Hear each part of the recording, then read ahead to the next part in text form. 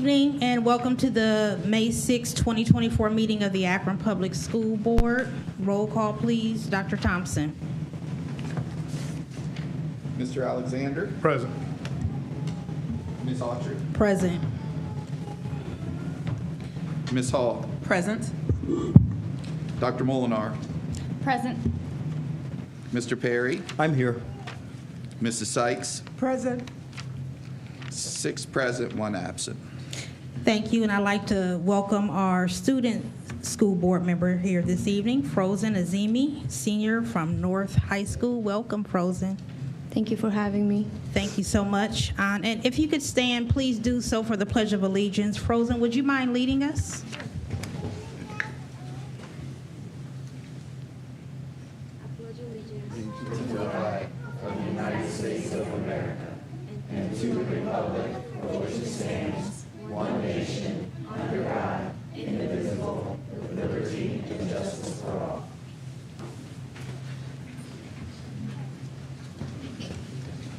Next, we will have the Superintendent's Book of the Month Club winners.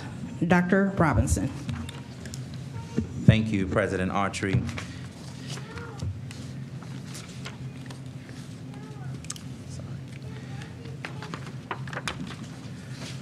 April was a very busy month at our schools because many of our third grade students and above were taking the Ohio State test in various subjects. So despite how busy they were, still excited to announce that many of them made time for reading, which is commendable. It is a pleasure to recognize our top APS readers in elementary, middle, and high school this evening. For elementary, we have Blake Heflin, a kindergartner from Cyberling. She looks so pretty in her pink. Right there, sweetheart. And she read 42 books. Yes. And for middle school, we have 6th grader Jasmine Mendoza from Enos CLC. And she read 12 books. Outstanding. And finally, we have Cleveland Robinson, a 9th grader from North, is at the top of the reader list in high school, and he read 10 books.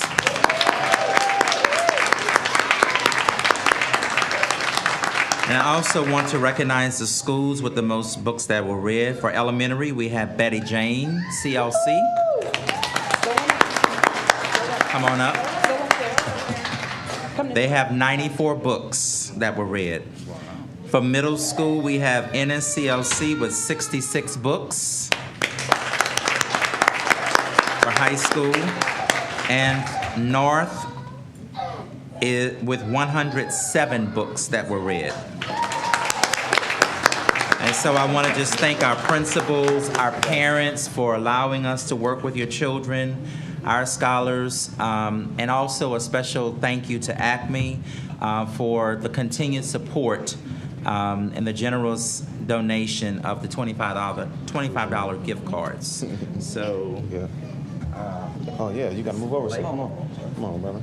There we go. There we go. Jazz, It's all enough. Cleveland, Betty Jane, Ennis, Thank you. and Dawn. So if you need like right here, so we have a little bit more space, because the parents are going to come up as well. Oh, go ahead. Go over here. What? Good afternoon. Appreciate it. Yeah.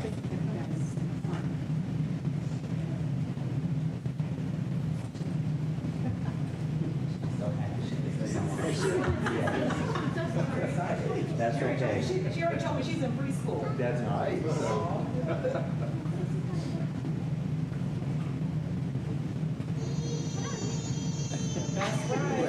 All right, everybody, say cheese.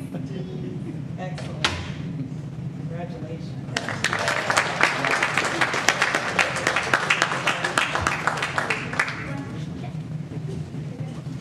Thank you all again.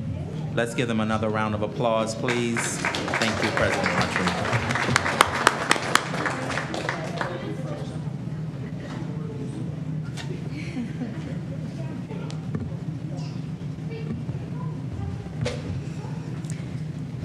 Thank you again to the families. Congratulations. Thank you for your support and to all the staff as well. Next on the agenda is community and school reflections, and we will start with our school board member, Frozen Azimi. Hi, my name is Frozen Azimi, and I'm a senior at North High School. I am in biomedical science pathway. This is my second consecutive and final year serving as a scholar board member. In the fall, I will be attending Kent State University, majoring in pre-dentistry. My interest in dentistry began when I visited my dentist, and she was talking about how she enjoyed every moment of her job. It seems fun. At that point on, I wanted to be a dentist. My counselor, Mrs. Summer, helped me with my college application, my FAFSA application. I think it's always great to have someone that helps you when you're struggling, and that's exactly what she did, and I thank her for everything. My call to action to the board is to help the students and community of North High School to build a new building. Safety matters, but as of right now, we don't have the safety at North High School. Every classroom you walk into has a fallen ceiling that is dipping water every time it rains. Recently, there has been a new smell in the building that is bothering everyone. I mean, you can't even walk in the hallways because of the smell. The smell was so horrible that it made me change my entire way just to go to class. I was late to class, but I had no other option. It was terrible. North High School is a very diverse place. There are so many people from different countries and cultures. There are students from Nepal, Afghanistan, and Pakistan, and many other places. My school is diverse, but everyone gets along really well because we know how it feels to be different. I just completed interviewing scholars who wanted to be ambassadors for the upcoming year. The scholars candidates were diverse, and it shows no matter what our physical school looks like and where we have came from, we still have pride in ourselves and North High School. On behalf of the Scholar Board, thank you for allowing me to speak this evening. What questions do you have for me? Thank you, Frozen. Are there any questions? Mr. Alexander. Thank you for speaking. I want to ask you, the smell, what was the smell like? I don't even know how to describe it. It's terrible. Was it? Yes. Okay. And it was in a lot of the classrooms or most of the classrooms? It's mostly the hallways. The hallways? We had to change our math class once because of the smell. It was terrible. Okay. Thank you. Yeah. Frozen, like, is it a constant smell, or was it just like Every day I go to school, the smells up there, so I think it's constant. still? Yes. Okay. Member Hall. Thank you, Madam President. Frozen, I just want to tell you that I will apologize because people before me, North should have been built. You guys should not have to endure this. You come to school, thank you. You want to get your education and do the best that you can. Hopefully, things will work out where we can build North to make it a better place for our students, because every student needs a fair chance. And I'm sorry that you guys have to go through that. Thank you so much. But keep striving to be your best and do your best. And hopefully that this will turn around. Thank you so much. You're welcome. Any other questions? Dr. Molnar? Thank you, Madam President. Thank you again for sharing and for all of your work as our Scholar Board member. I have a question. As it sounds like students have been dreaming of what a new building might be like instead of focusing on the building you have now. What are some of the top things that students have brought to mind as dreams for a potential new building if there were one?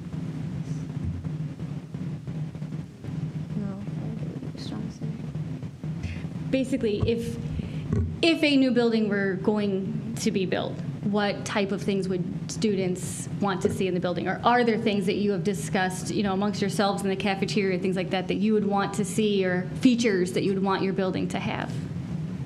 A better classrooms, that's the main thing. Because, like I said, every classroom you walk in have a broken ceiling. It's not just the classroom, it's the hallways as well. So I mean, like you can ask every student at North, all of them would say use classrooms because they does not feel safe walking in that classroom. So that's all I have to say about that. Thank you. Thank you. Any other questions? Frozen, I know you mentioned you were going to Kent State. Congratulations. Thank So you. I had the pleasure of watching you play basketball. Will you be playing at all? You had skills. Well, when the season ended, I just quit playing. So, no, not really. Okay. You're really good. Thank you. Consider even just as intramural. Thank you. Know, it's good to have a extracurricular to balance out Yeah. all of this hard academics. So, but I want to congratulate you. I've had the pleasure of watching you grow over these last few years, and I'm proud of you. Thank you for always coming to share and be honest with us, the good, the bad, the ugly, and I know that we will be seeing great things from you. Thank you so much. And don't hesitate to reach back out. I will. Thank you. Thank you. Are there any other community and school reflections at this time? She actually has two to do. She's doing Oh, okay. So you are speaking for Mr. Jackson? Yes. So Elliot Jackson is our other school board member who couldn't be here from Garfield CLC, who's also a senior. So you'll be speaking on his behalf. Yeah. Thank you. You're welcome. Hi again. I'm reading this report of my peer, Elliot Jackson, who is unable to attend. He is currently a senior at Garfield CLC in the business management pathway. This is his third consecutive and final year serving as a student board member. He played for the Garfield Ram basketball team for 3 years, and his team shocked the city this year. Even though they made a big run for the city championship and ended up being the runner-up, they couldn't acquire the city championship, but they accomplished something Garfield has yet to earn in over 30 years, which was becoming sectional champs. As a team, they were tired of just being known as a Garfield, the school where the sports weren't good or where there were always fights. His coach, McNeil Thompson, would always say, the basketball team members are the leaders of the school.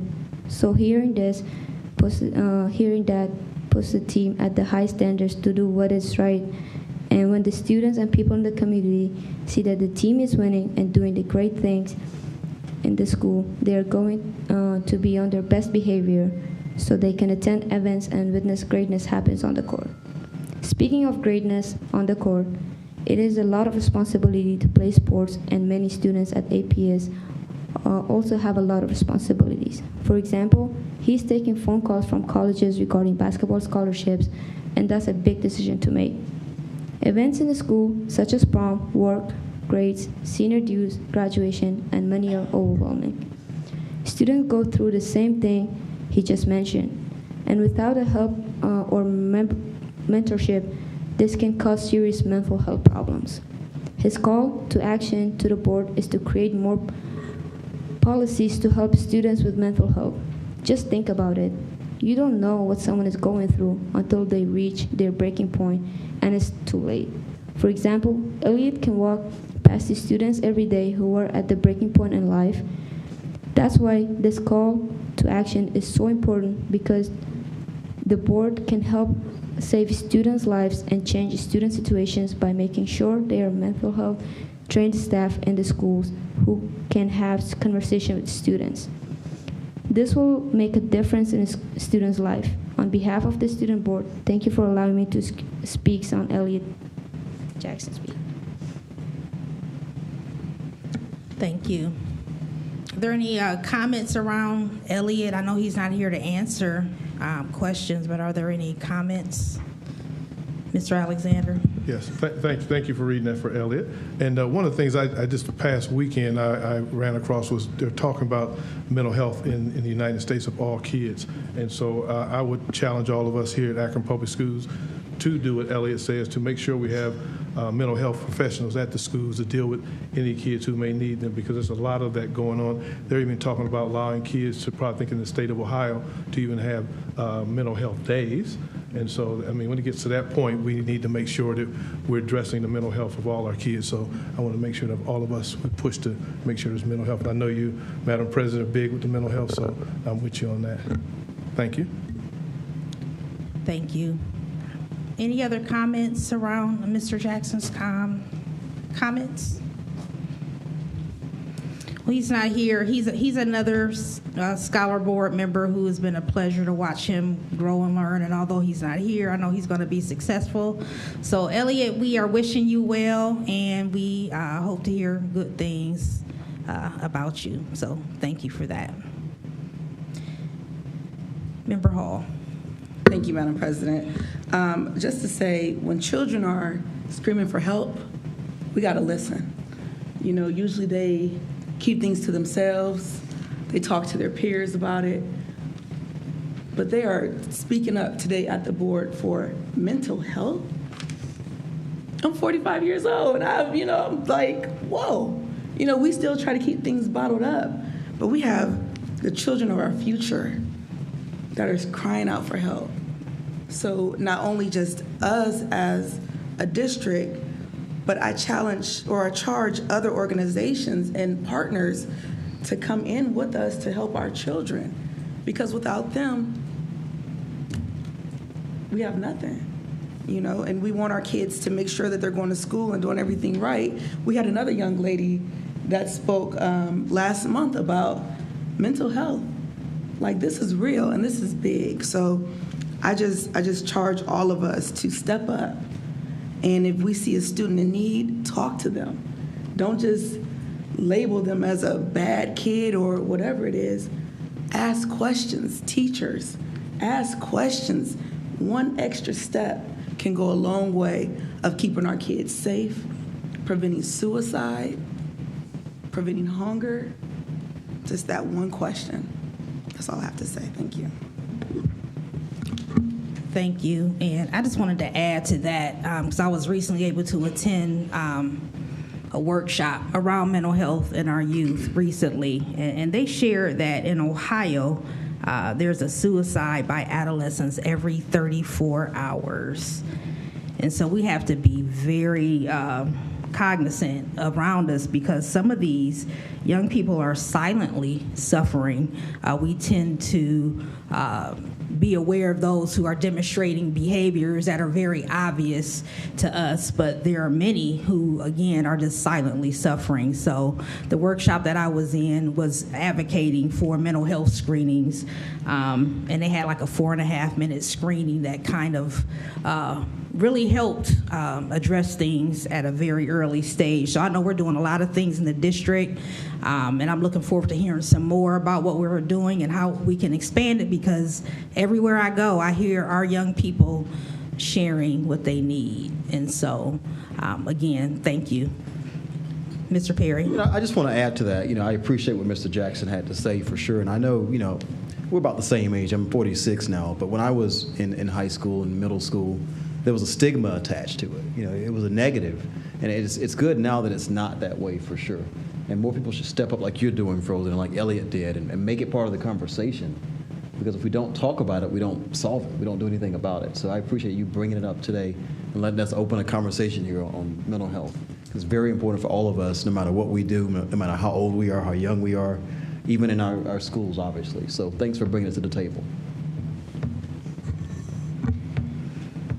And I know as we are integrating the MTSS model, they also share that that's a key component, mental health. And so I'm happy that we are moving towards that in this district. So thanks again, Frozen. So are there any other community and school reflections?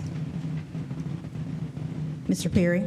So I got to go to Cedar Point again this weekend with the Litchfield CLC choir, orchestra, and band, like I did last year, and it was a fun time. And this year, I did ride the roller coasters, and I want to congratulate Mr. Schifano, Ms. Callahan, and Ms. Nickris for the job they have done with our Litchfield choir, band, and orchestra.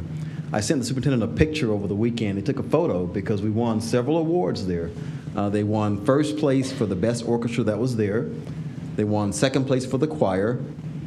And I was told we'd never won the Esprit de Corps award before, but we did this year. And that's for obviously being attentive, being on task, walking as a professional throughout the halls of the Sandusky schools. But just great job, everybody around. I know Mr. Schifano was not there. He's been out on medical leave. I know he's coming back soon. Speedy recovery, Mr. Schifano. We definitely missed you. But great job, Litchfield, with the music in the park. And it's kind of bittersweet. My 8th grader will be going to Akron Early College next year. He won't be at Litchfield anymore. So probably our last time going to Cedar Point with the band. So great job, Litchfield. Thank you. Any other reflections? Mrs. Hall. Thank you, Madam President. Last weekend, I attended the Ohio Alliance of Black School Educators. And wow, being a new board member, going to these conferences are very important. You learn so much stuff you think you know, you really don't know, until you're there with people that are actually doing the work, retired educators, people that sit on the state level of making policies and their thoughts about these policies. They don't always agree, because they know that sometimes they're not the best, but everybody has to work, right? But just to hear a couple people speak about different opportunities that we can do for our children is through the moon. So many vendors, so many authors that are writing books. There were so many kids that they built their own chess boards and selling their own chess pieces. One challenge before a game, I was like, if it's not checkers, I'm not playing. But that was an amazing opportunity to attend. Also, I wanted to let everyone know that the City of Akron, the Public Arts Commission, just put out a call for artists to design the traffic signal boxes. So next time you're driving down the street and you're at a red light, look to the left or to the right, you'll see a great big silver box that's just there. Those are the boxes that they're talking about designing. So if there's children, high schoolers, parents, artists, it's open to the community, and it's for residents of Akron only at this time to design what you would like your traffic signal box to look like. So if you go onto the website, akronpublicart.com, there'll be a website. You'll go to the traffic signal box section, and you'll click on it, and you'll submit and upload your artwork. The commission will then select whom they would like to showcase their art, and that stipend is $250. So if you have a little kid or a high school student that is in art programs, it can be work that you've already done, or it can be a creation of new work. But just go on the site and submit it. The deadline is May 27th. There's no cap of how many pieces you can submit. If you get 2 that they select, that's $500 for you. But we are asking that everybody within the city of Akron take part in this. If you go to Stowe and you go on Darrell Road, they have all of their traffic signal boxes designed. And it just makes you smile, especially when you're waiting for a light. You don't know what your mental state might be, and you see something beautiful, and you're like, oh. You can take a deep breath and enjoy life, and also being a resident here in Akron. So I forgot about that thing. All right, May 27th is the deadline. Thank you. Thank you, Ms. Hall. Any other reflections? Dr. Molnar? Thank you, Madam President. I'm going to get my auctioneer voice going here. My theme for today's reflection is board member professional development.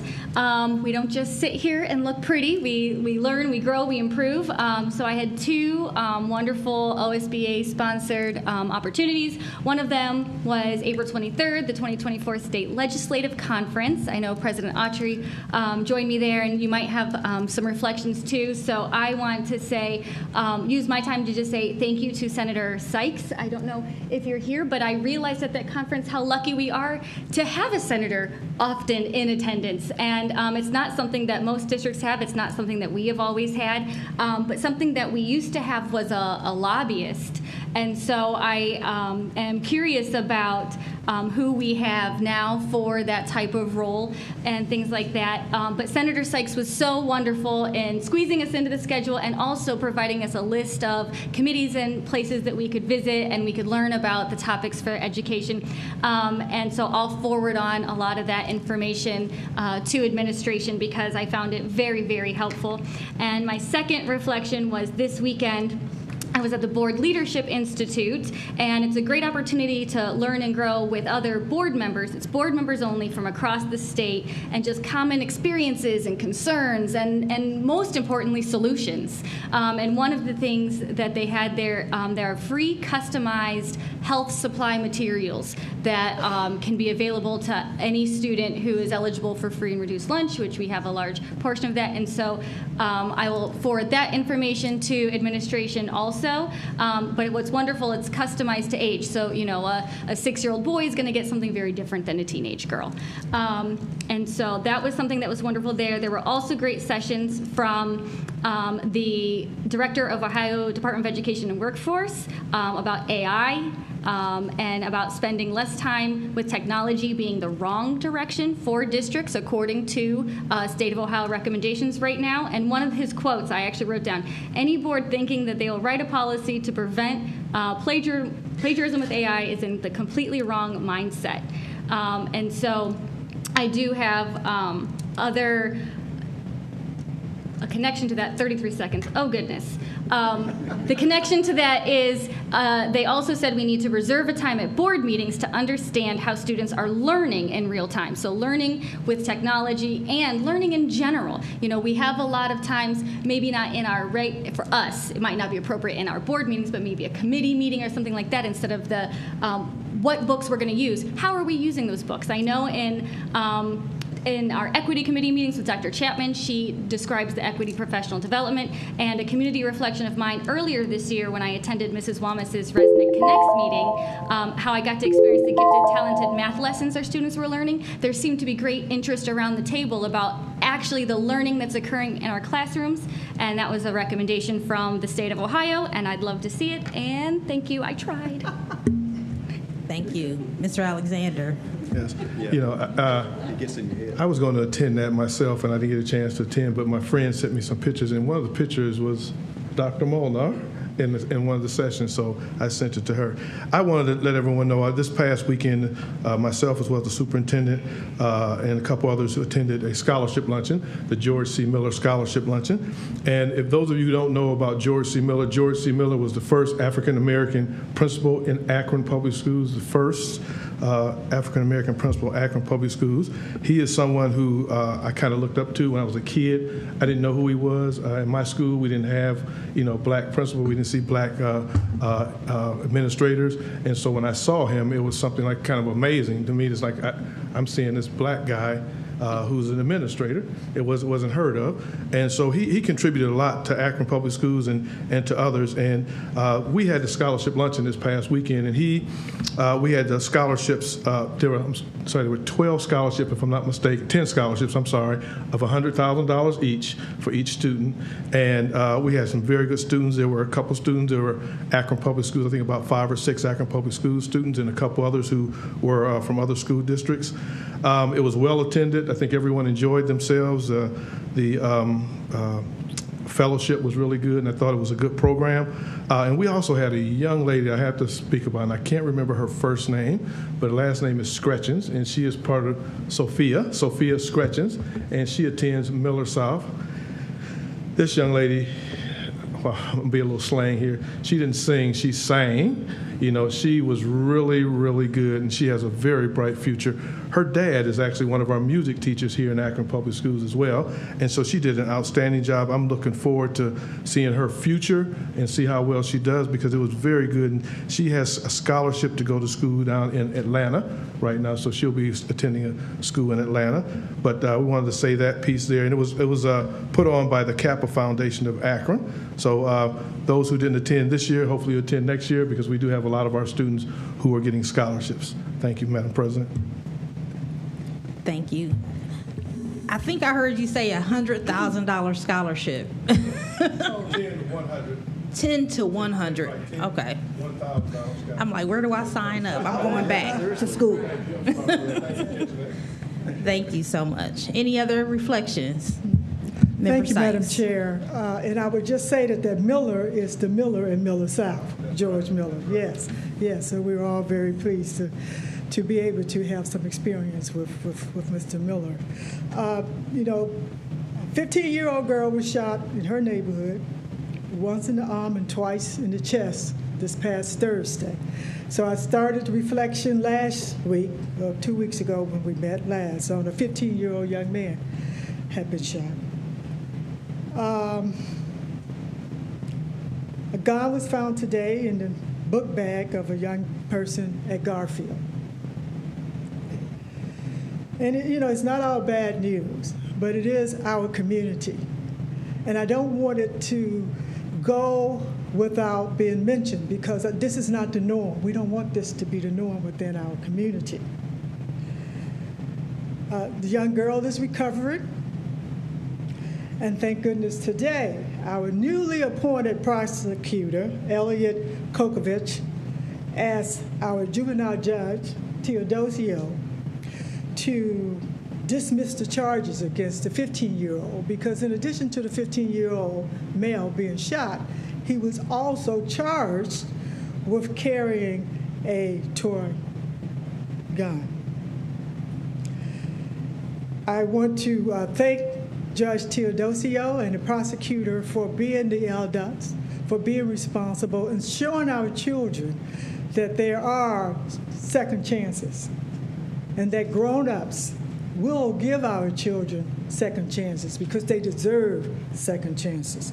I want to thank the superintendent, the principal, and the administration in Garfield for making sure that the policies and procedures was followed in order to find the gun that the young person had. So that's a good thing.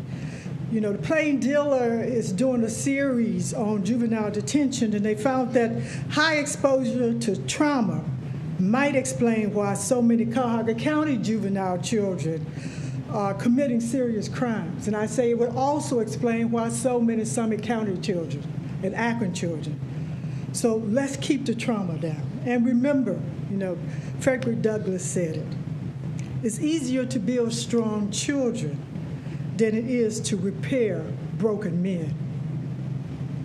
And this is what we want to do in our community, to make sure that we're doing the things, allowing our children to have second chances so that we are not in a situation where we constantly find that we are trying to repair our broken children.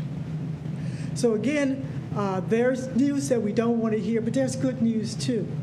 I thank the principal, the superintendent, and this administration for the things that you're doing in this school system to make sure that we don't have broken children. Thank you. Mr. Alexander. Yes, thank you, Ms. Sykes. And I also just want to say to the community, please, as a community, let's be vigilant to ourselves to try to prevent some of these things from happening. If you know a kid or kids who are carrying weapons, to make sure that you, if you can, safely, to be able to tell them or find someone who knows them and say, hey, put away those guns, because it's not going to do anything but hurt you. So I want to tell our community, please work together as a community to help the school district as well as the juvenile justice system, the police, and everyone else who's involved with trying to curb this gun violence. Thank you, Madam President. Thank you. And so I have some final community reflections, and I'm going to try to do my 3 minutes because I was very busy since we last met. I had the opportunity, as Dr. Molnar mentioned, to attend the state legislative conference, where we also were able to hear from Governor DeWine, who had comments around cell phones, the science of reading, and school-based health clinics. And so again, I sit there from Akron like, okay, we're doing that already. So it was still nice to hear that is coming down the pike, and we are already ahead of the game. Also had the opportunity to sit in on the education committee where they were discussing new guidelines for schools who accept the vouchers, putting some guardrails and maybe testing in place for them. So that's something that might be coming down for schools who choose to take the voucher money. They might have to take tests as well as we do. And then as Member Hall mentioned, the Ohio Association of Black School Educators, it was my first time attending that. Several workshops I attended around Parent Summit is being able to listen to parents, a lot about mental health that I shared a little bit already. One workshop that I sat in on with Superintendent and Member Hall, I think we were all excited about, is what is wrong with these parents these days. And I think we came in there with one idea and thought, but we actually were reminded of the humanity of our parents, many of whom are in poverty and suffering from trauma, and there's just a lot of effects from that, and we have to be mindful when we're talking about who's to blame for X, Y, Z, because we're all in this together for the sake of our students. And so, a few things that I heard in these workshops as well, over and over, and even at the legislative conferences, we have to stop telling young people to not go into education, but then turn around and wonder why we have a teacher shortage. And I heard that repeated in several different workshops. So that's something that stood out to me as well. Then I also was able to attend the Path to High School Success Female Conference. The theme was called Hello Beautiful. I want to thank Dr. Allison Strickland for putting on an amazing event. She did a similar event for young men just a month or so ago, and this was amazing as well. Although I was not able to attend, I know that Bookto CLC had their ribbon cutting today for the PBIS store, and congratulations to them and their student board member who advocated for that. And it is still open for donations. I like to make a donation on behalf of this board, so let me know if you're interested in that. And then lastly, as a grandparent at King CLC, I attended the Fun Run, and their PTA helped raise $22,000 for that school. So congratulations to King CLC for their hard work. And that's my community reflections. Next on the agenda is the Changemaker Project.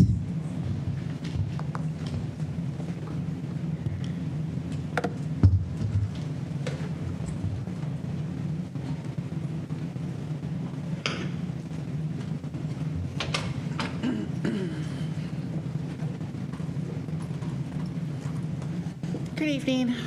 Good evening, Board and Superintendent. We're so pleased to update you on Changemaker Challenge tonight, but just so some context so you remember what's been going on in middle schools the last 3 years. We're 3 years in to our College and Career Academy rollout. So this graduating class out of 8th grade will be the first class heading into 9th grade that's had a full College and Career Academy experience in middle school.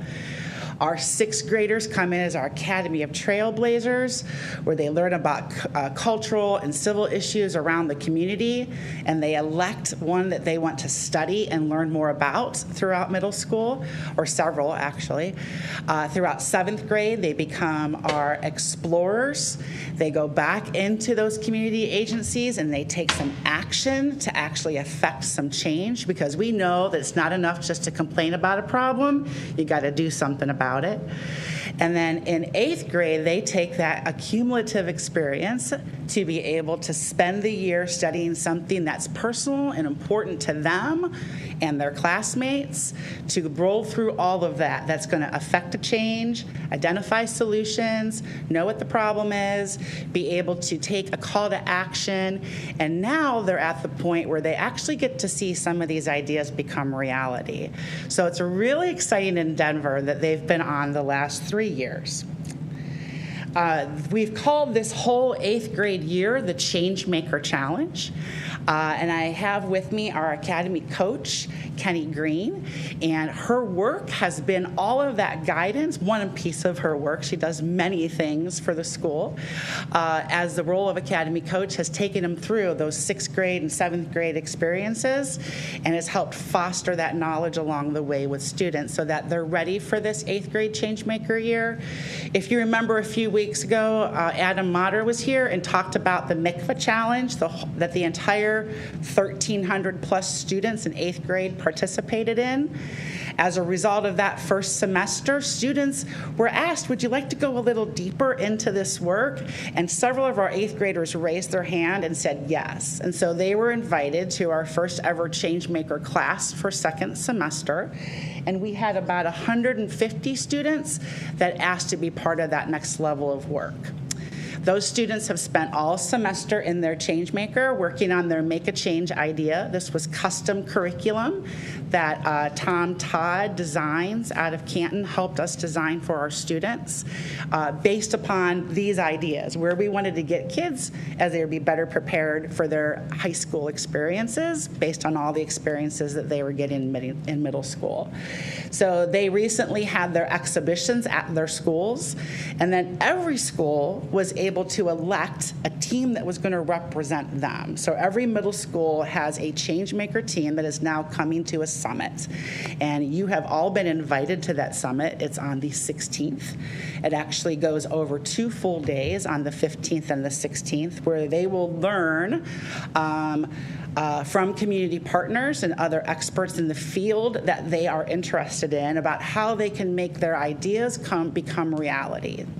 We have the Akron Community Foundation gave Akron Public Schools $10,000 for these Changemakers' ideas to become reality. So members from the Akron Community Foundation will be here as the trustees of those dollars to award not to a winner, because by the time they all get here, they're all winners. It's about what they want to do and how much money those grant dollars could impact their project. So anywhere from $500 to $4,000 will be awarded to the Changemaker person or team to be able to see their idea become a reality. One of the things we hear from kids a lot was, you ask us to solve all these problems and they never become real. So this was the whole goal of this year for students. So it is over 2 days. I know you have the invites. If you want to come down the 15th or earlier in the morning on the 16th and just kind of cheer them on as they're working with their partners, I'm sure they would love to have you there as well. But it's a lot easier to hear from one of our Changemakers. Alex McKee is from Jennings CLC, one of our Academy of Innovators students, to share a sneak peek with you, not the full thing, because if you want to hear it, you're going to have to come in person and hear what that Changemaker idea is. I want to turn it over to you, Alex. Hello, everyone. My name's Alex McKee. I came here today with my mom and a close family friend. They're over there in the front. And my project is about the effects that foster care has on our community as a whole, but specifically around homelessness. As I'm sure all of you are aware, homelessness is a huge issue in Akron, with a large number of our population living without a roof or without sustainable income to provide stuff like that. So I want to connect resources with teenagers and young adults who are in the process of or have recently aged out to be more successful in their adult life. Everybody who is at the table right here has a table tent, which is my prototype. Everybody in the classroom had to make one, and, well, not a table tent, just a prototype, and this is just what I chose. On it, you will find a lot of information that I have put together that shows just how much of a problem this is and how I plan to help solve it. And I would like to put these up in restaurants and stuff to just share this information with people who might be interested in volunteer opportunities or who might need access to these resources themselves. I don't want to talk about too much of it because this is just supposed to be a preview, but does anybody have any questions? Any questions, Mr. Alexander? You know what restaurants you're putting these up in? I haven't been able to get in communication with any of them yet because we haven't put our projects in action. But I just want to talk to places around Akron, like just Denny's or McDonald's, or just places that people would go in to eat at so they would see them. Okay. I'll try to help you out there. Yeah. Same here. Yeah. I have a question about the social media aspect. I see part of it will be posted on Instagram. Yes. I want to make sure we put the name out there of the account first of all. But secondly, is it up and running yet? I have the account created. Okay. I'm going to start posting on it actually the day that I go to the presentation next week. Okay. You want to give the account name a shout out? Sure, it's on there. I think Yeah. it's Foster Homes 44. Foster Homes 2024 is what it has. 2024, Yep, so yes. Foster Homes 2024. Give them a follow. Yes, thank you. Yes. Job well done. Thank you. You see the need as a young person, and now that your eyes are open, as you grow up, you'll be able to conquer a lot of these issues. This is a great opportunity. My mother was a foster parent where we had kids come into our home. And, you know, as a kid, you're like, I don't want all these people in my house. But as an adult, I really see how she changed lives and helped out young people. I would also encourage, once this takes off, collaborate with Marquetta Body at Summit County Continuum of Care and get on her youth advisory board so that you can continue to make things come to life. And I would love to see people partner with you with this, because when you're 18, you do age out. And then what? You leave with trash bags, you know, or that foster family is no longer getting money. And so they're like, okay, goodbye. You know, when does that stop? How do we get our young people? Just because you're 18 does not mean you're grown. Hear that, students? You are not grown at 18. But you need that help because you're still a child. And we lose sight of that. So keep doing this work. Thank you. Thank you. Dr. Molnar? Yes. Thank you.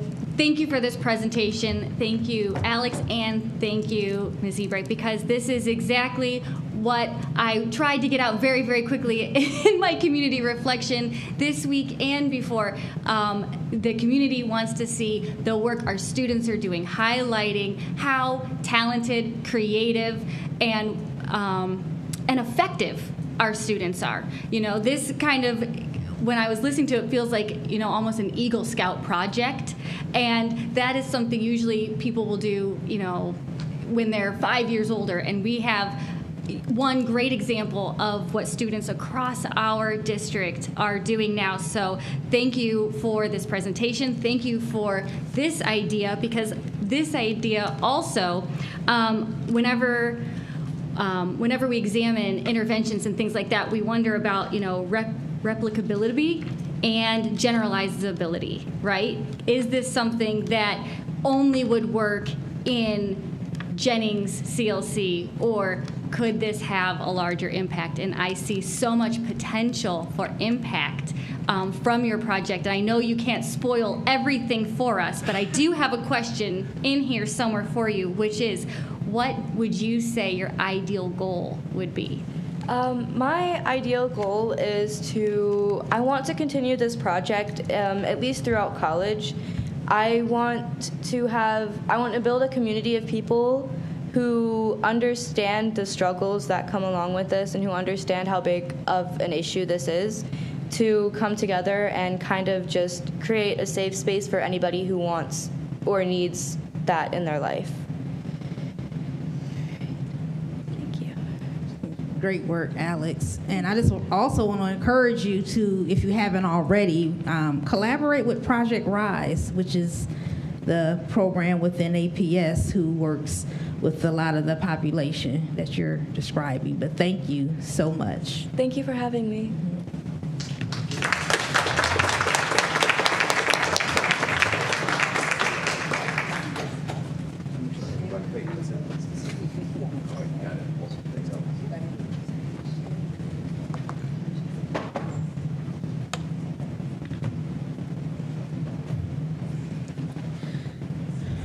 Next on the agenda are requests to address the board, and we do have a few requests to address the board. And so at this time, I'm going to call up the first individual, Robert Lyons. And as you make your way up, Just a reminder that you do have 3 minutes.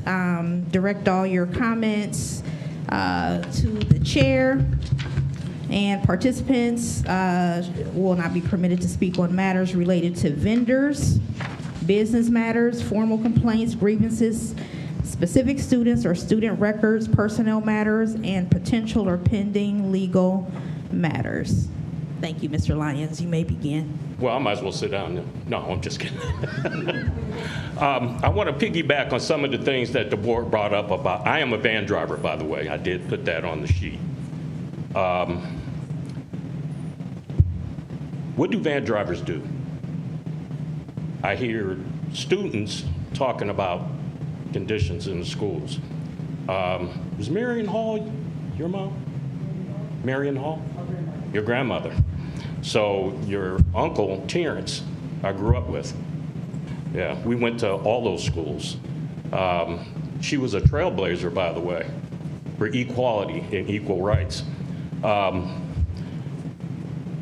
drivers drive some of the most at-risk kids out there. They are on the autistic level at some stage, up and down, depending on where they've been assessed. We drive the majority of the MKD, I believe, kids, McKinney-Vento Act kids. These are kids that's been displaced because they got displaced from their home school or their home, and then they have to be transported to give some continuity to their education and what's happening with them. We're right there on the front lines with the teachers. We go in and talk to the what I call the gatekeepers, who are the secretaries. How many of you guys drive by a school every day on your way here? Have you been in those schools? You guys are the role models for what they're talking about doing, and we talk about them, you guys, all the time. I grew up with Martin Chapman was there. There's a school and a gym named after him, like Miller. We are getting hit financially, badly. I just got a bill for my insurance that went from $4,200 to $10,000. So if I want to continue to do this, and I look at this as a community investment, yes, I do make good money at doing it, but there's a disparity. And we need to get equality between which way transportation is going. We know you guys are short drivers. I've been asked to be a bus driver. I'm an excellent van driver. I got relationship with all of my kids. Friday, 2 kids that I drive didn't have transportation to their summer formal. Then I volunteered to take them. I have pictures I can give you too. We can pull on heartstrings if we want to, but gas is $3.50 to $4 a gallon. We need that covered a little bit too. We have not had raises. 5, 7 years. That has to change. If we're talking about change makers in the school, we're talking about change all the way around. Thank you, Mr. Lyons. Thank you. Next, we have Brandy Vickers. Just to piggyback off of what Mr. Lyons is saying, I guess my first question would be, how does the community talk to the board or the people that work for APS that aren't necessarily employees? If we are vendors and we do have issues and we feel that things that we may want to address with the board because we're part of the community as well, how do we talk to you guys? How do we speak to you about our concerns? Because just because we're not APS employees don't mean that we don't have APS issues and we're not being heard either. So I would want to know how to be able to access you guys, to be able to speak to you about matters that I know the board should be concerned about, because anytime Akron is asking for 2 levies, not just 1 but 2, then there has to be a conversation about money being spent frivolously. If you want the community support, then you guys have to explain to us, why is it okay to spend monies like this in certain areas when we know that our children are lacking in other areas, or even the people that take them to school? Because without the van drivers, without the bus drivers, your teachers don't have a job. They don't have anyone to teach. We bring you the children. And so it has to matter that there are things going on within the system that's not correct. And it has to be an all the way around the board type area. It can't just be specified to employees, because I clearly see where Akron is wasting $1.8 million annually. And I can show you how to fix it real quick. I mean, it's like we're doing a bulk of the work. And you know what I mean? What is it, 90% of the work, but we're getting actually like 10% of the pay. And so it's not the fact that we don't want to drive our kids. We love our kids. We do a lot of things for our kids that I don't even think people are aware of. We've gave coats. We make sure they eat. We do a lot for these kids. They're not just kids that we drive. We actually care about the kids, and we want their futures to be bright as well. But if we're put in situations to where we can't afford to do our job properly, then that doesn't fall on us. That falls on APS. Really all I have to say. Thank you, Ms. Vickers. Next is Pastor Harrison.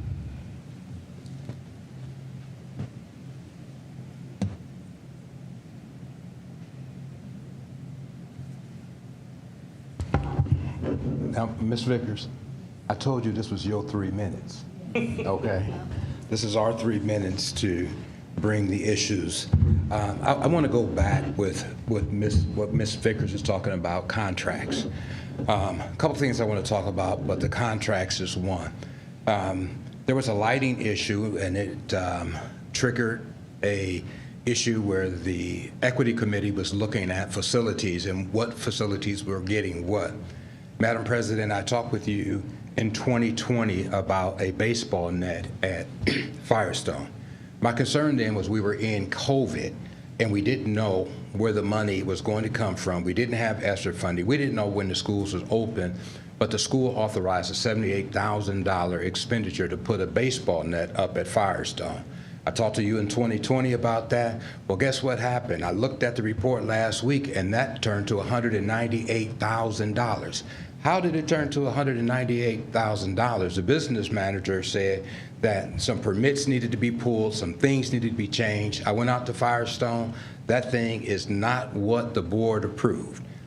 The contract came back to the board in October for additional funding to do what the permitted. It was something totally different. It was not what came to the board at first.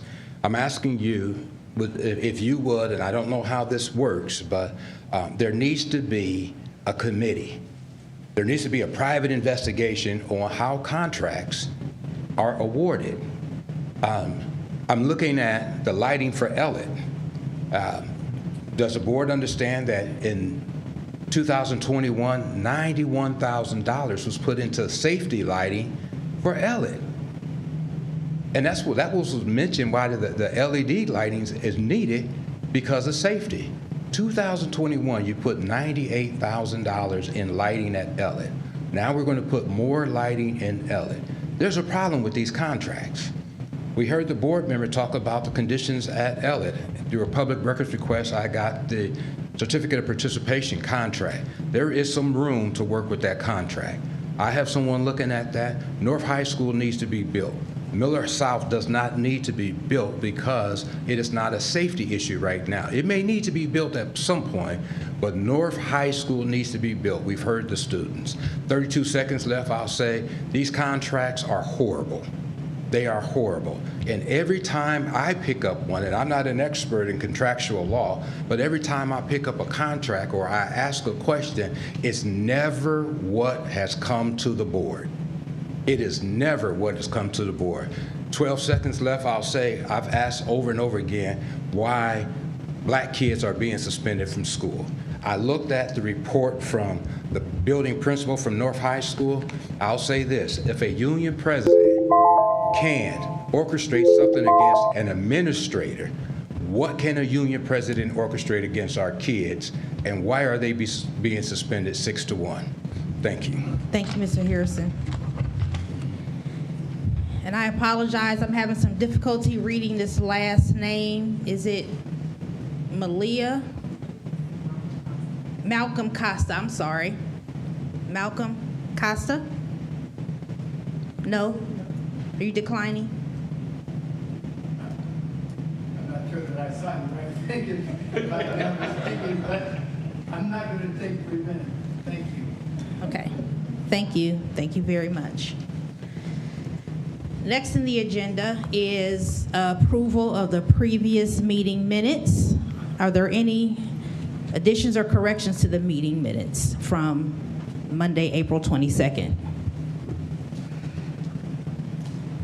I just have a clarification in the meeting minutes because there was some confusion around the consent agenda in our last meeting and categories 19, 20, 21. And so just for the record, I don't know if anything necessarily needs to be changed, but for clarification, the items in category 19, so 19.1 school calendar was, sorry, I'm going to read this, informational to be voted on at a separate meeting. So Yes. It says 19.1 school calendar and 19.2 policy development were board letters, not under category 22 resolutions and motions consent agenda for the vote.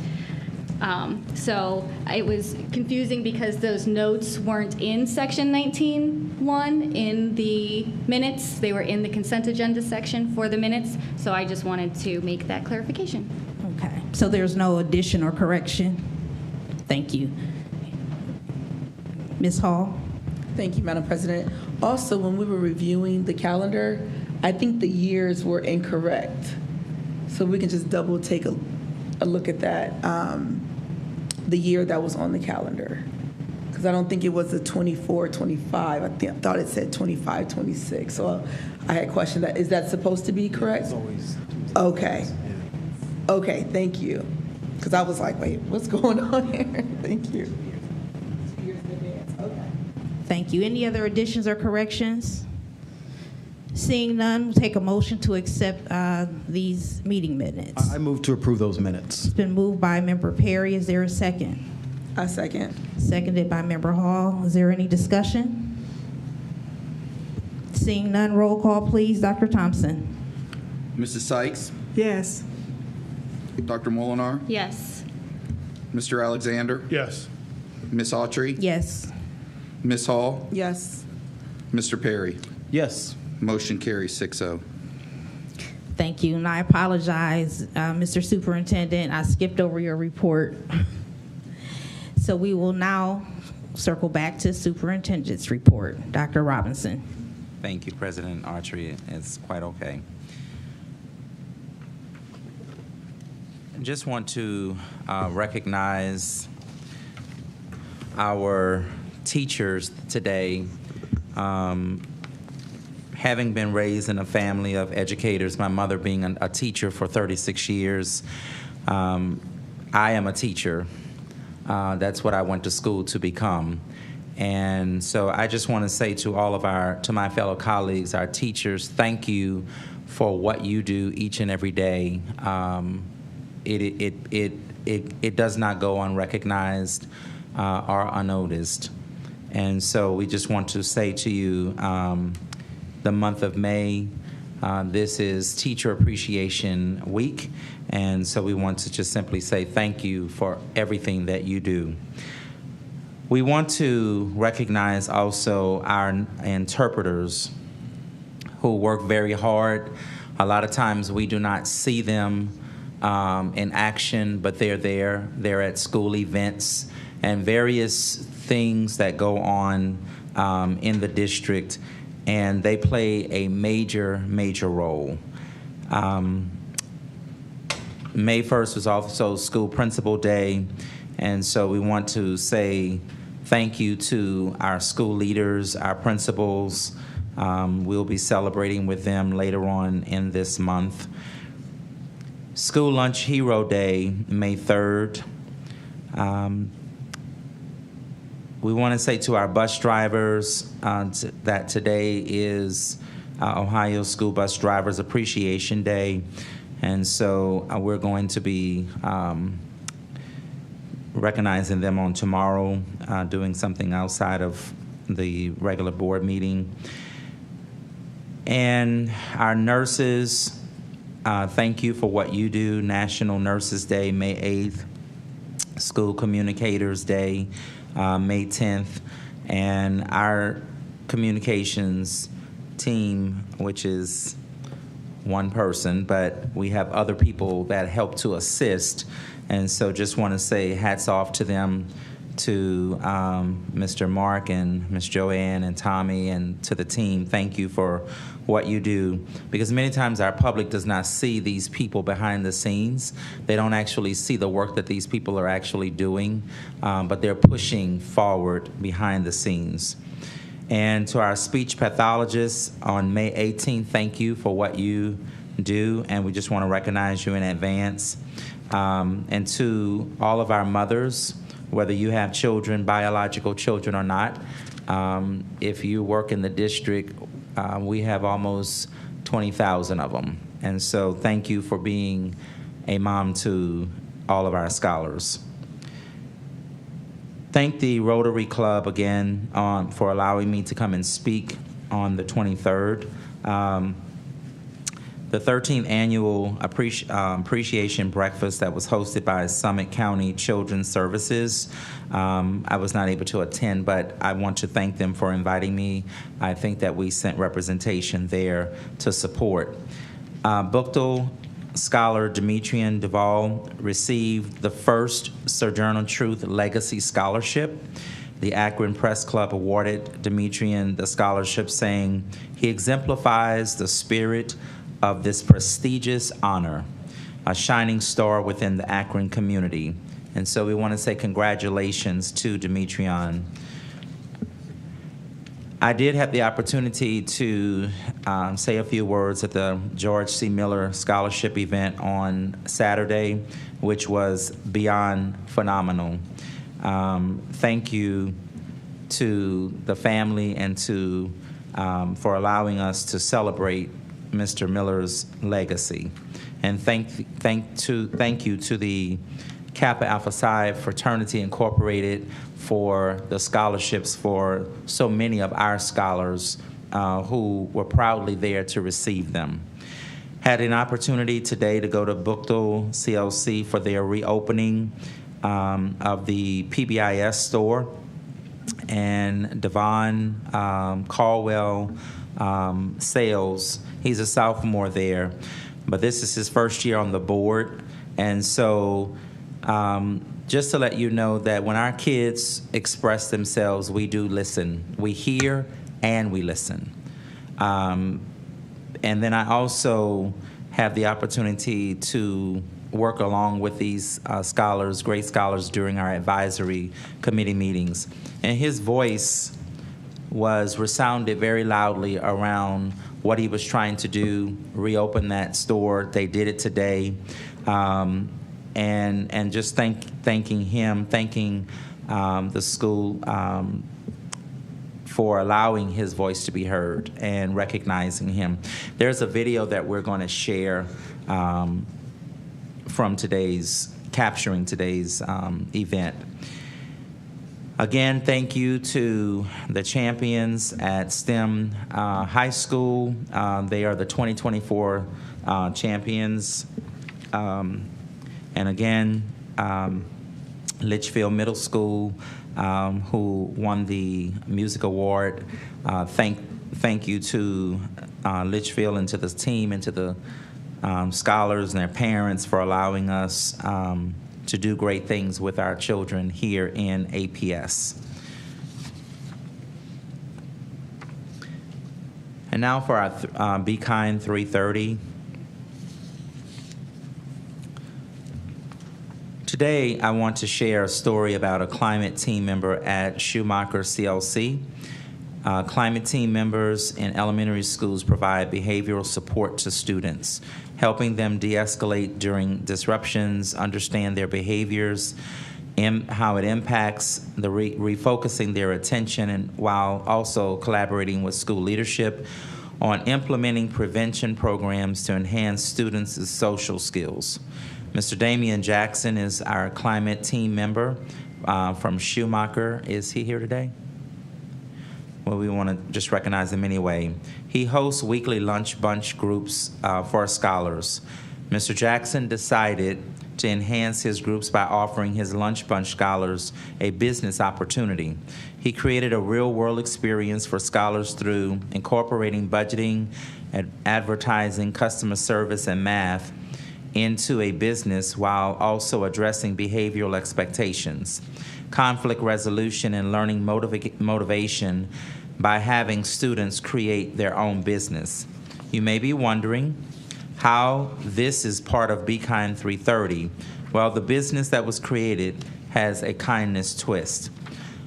All of the earnings were donated to a cause the students deemed worthy. Our scholar's choice was Akron Children's Hospital Burn Unit. What an amazing act of kindness. We're so proud of our scholars' efforts in showing kindness to children experiencing trauma in our community. And Mr. Jackson put a lot of focus on community and giving back. And we can see that even in a daily lesson in learning, kindness can be demonstrated and spread. Thank you. Thank you, Dr. Robinson. Are there any questions? Member Sykes. Thank you, Madam Chair. Dr. Robinson, you noted that there was Bus Drivers Day, I think May 1st, and we just heard from the van drivers that was asking for some information. So I would like an update on what's happening with this and the van drivers. Okay. As soon as you can, so we can just have some idea, because I don't have a good understanding as to what their issues are, what their concerns are, but I do want to respect that they are, as they said, transporting our children, and I would like to know a little bit more about what's happening with this. And just for a point of clarification, there will not. It is not my understanding that if we put a levy on in November, that there will be two levies. There will only be one levy. Just one levy, not two levies. Now, within that levy, we may be asking for monies to build north, and we may be asking for operating expenses, but it would just be one levy. Thank you. Thank you. Next, we will have our personnel recommendations. Dr. Robinson.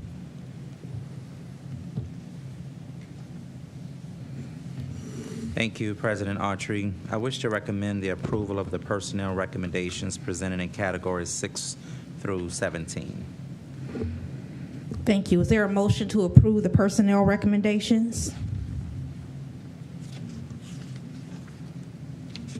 So moved. It's been moved by Mr. Alexander. Is there a second? I'll second. It's been seconded by Member Hall. Is there any discussion? Dr. Molnar? Yes. I have some discussion items 7.4, the MTSS specialist. I did see in the notes this was a repurposed position and that board approval is not necessarily required, but I'm requesting to know when from the previous meeting can I gain information about this MTSS? I know we talk about MTSS a lot and we explain it's doing, but I don't remember as a board member which meeting, and I'd like to go back and watch which meeting I can learn when all of this information was presented, because I don't want to approve a position that we don't know anything about. You know, I want to know, what are these programs? Are there teams of people? Are we purchasing curriculum? Do they work directly with students? Is this professional development? Is there a targeted population of students? I don't know what this is, and I saw in the notes that board approval and community input are not necessarily required, but how can I vote for something I don't know anything about? Especially when we were told in our April meeting there's going to be significant cuts And so we talked about how these positions keep coming up, these new positions keep coming up one by one, but we still don't know what is going to be cut or where that, if there's a plus, where the minus is going to come from and how we're going to balance all of these things. So I see that the pay grade is to be determined and the posting date is also to be determined. And so I don't see what is the rush to approve something that we don't know anything and it still be to be determined. So that was a lot of questions. And just a reminder, the MTSS is in our blueprint. And so I know it's something that we even discussed at our retreat. And I'm sure that we can get more information specifically about that model.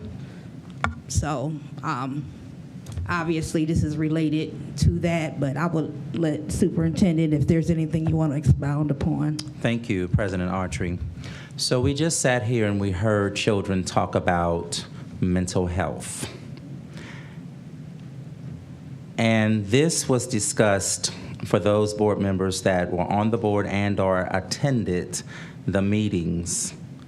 This was discussed in those meetings. And so when we look at the Blueprint for Excellence and you look at Cornerstone number 1, and it's talking about a culture of safety and belonging. We talked about the MTSS model, which is something that we desperately need in this district. Those positions are repurposed positions that are going to come out of the title funds, not general fund. So as my job as superintendent is to make sure that we bring a balanced budget. Operationally, this really isn't something that we have brought to the board to discuss.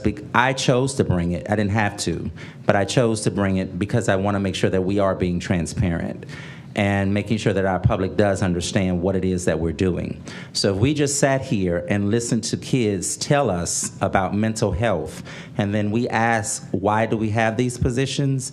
We have these positions because there's a model that we need to put in place that we currently do not have. However, we do have mental health services in our school district, but we do not have a model, something that the state certainly is asking us to make sure that we do have to ensure that our children are being provided with the services that they need.